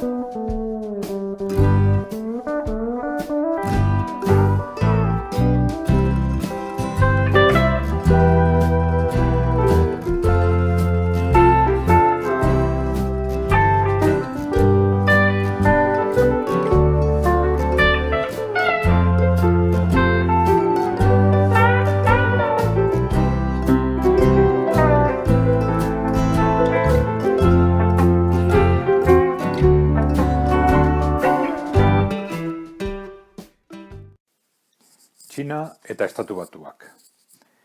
Gerra komertziala ala gerra hotza. Aurten Txina eta Estatu Batuen artean merkataritza arloan gertatutako gorabehera guztiak kontutan hartuta, gero eta zalantza gehiago dagoz, eragile politiko ezberdinen artean, benetako gerra komertzial baten aurrean gagozen, ala gerra hotza, benetako gerra hotz baten aurrean. Ekaizenterren behin eta berriz, esan dugu, Trumpen estrategia komerzialan oinarri logiko argi bat zegoela. Hau da, buelta ematia edo buelta emon nahi izatia, azken hamarkadotan Estatu Batuetan gertatu den bilakaera negatiboari. Bilakaera negatibo horren ondorioz, Estatu Batuak desindustrializatzen jundira, batez be deslokalizazioaren bitartez, eta neurri handi baten deslokalizazio eta desindustrializazio hori gertatu da, nolabait Txinaren alde, ze Txina oinarritu da neurri handi baten bere indarra ekonomikoa, garapen ekonomiko, esportazioan eta implantazio zarpen produktibo berrietan. Logikoa da, guztiz logikoa da, Estatu Batuetan dinamika horreri buelta emon nahi izatea, eta oreka bat bilatzea, alde batetik globalizazio utz edo absolutistaren artean, eta bestetik merkatu itxien artean. Orduan, oztopo batzuk jartzea eta oreka bat berreskuratzen joatea logikoa da. Claro, ez da logikoa hori egin nahi izatea bapatean, egun batetik bestera. Printzipioz gauzak edo prozedura horiek gauzatzen ari diren moduan, desastre bat baino ez dira, ziur asko, bai Estatu Batuentzat eta bai eta Txinarentzat ere. Orduan, gertatzen ari dana, gero eta itxura geopolitiko handiago deko, eta gero eta susmo handiagoak dagoz horren atzian gertatzen ari dana, benetako helburua ez da la komerziala, baizik eta ez da aipatu duguna, baizik eta hegemonia politikoa noren eskuetan geratu behar dana. Hau da, Estatu Batuen elitean, oin 20 urte inguru, diseinatu zen plan argi bat, plangintza argi bat, ziurtatzeko, eta holan idatzi zen, ziurtatzeko 21. Mendea Amerikaren beste mende bat izango dela. Eta horretarako, helburu batzuk jartzen ziren, batez be, herrialde musulman autonomoak ondatzea, eta herrialde musulmanak desestabilizatzea, eta horren bitartez geroseago bai Rusia eta bai Txina menperatzea. Estrategia horren barne kokatu leike ziur asko momentu honetan Txinarekin gertatzen ari dana. Eta hori izango litzake benetako hipotesi beldurgarria. Hau da, gertatzen ari den guzti honetan, benetalko helburua ez izatea Estatu Batuen industria babestea eta sustatzea, baizik eta Txinaren ekonomia ondoratzea. Bueno, lagunok, saioaren amaieran heldu gara, larun batero bezala, 2 ordutan zuekin, gai sozioekonomikoa hitz egiten, Ekai Zenterrekin, Bizkaiko Foru Aldundia eta Gipuzkoako Foru Aldundiari esker, eta Arrosa irrati sarearen laguntzari esker bebai. Espero dugu saio hau atsegina izatea, eta ez ahaztu gure sarrerak eta gure albisteak eta gure komentarioak entzuteko modu zuzenena ziur asko gure webgunea da ekaijournal.info ekaijournal.info. Agur ba eta ondo ibili aste honetan.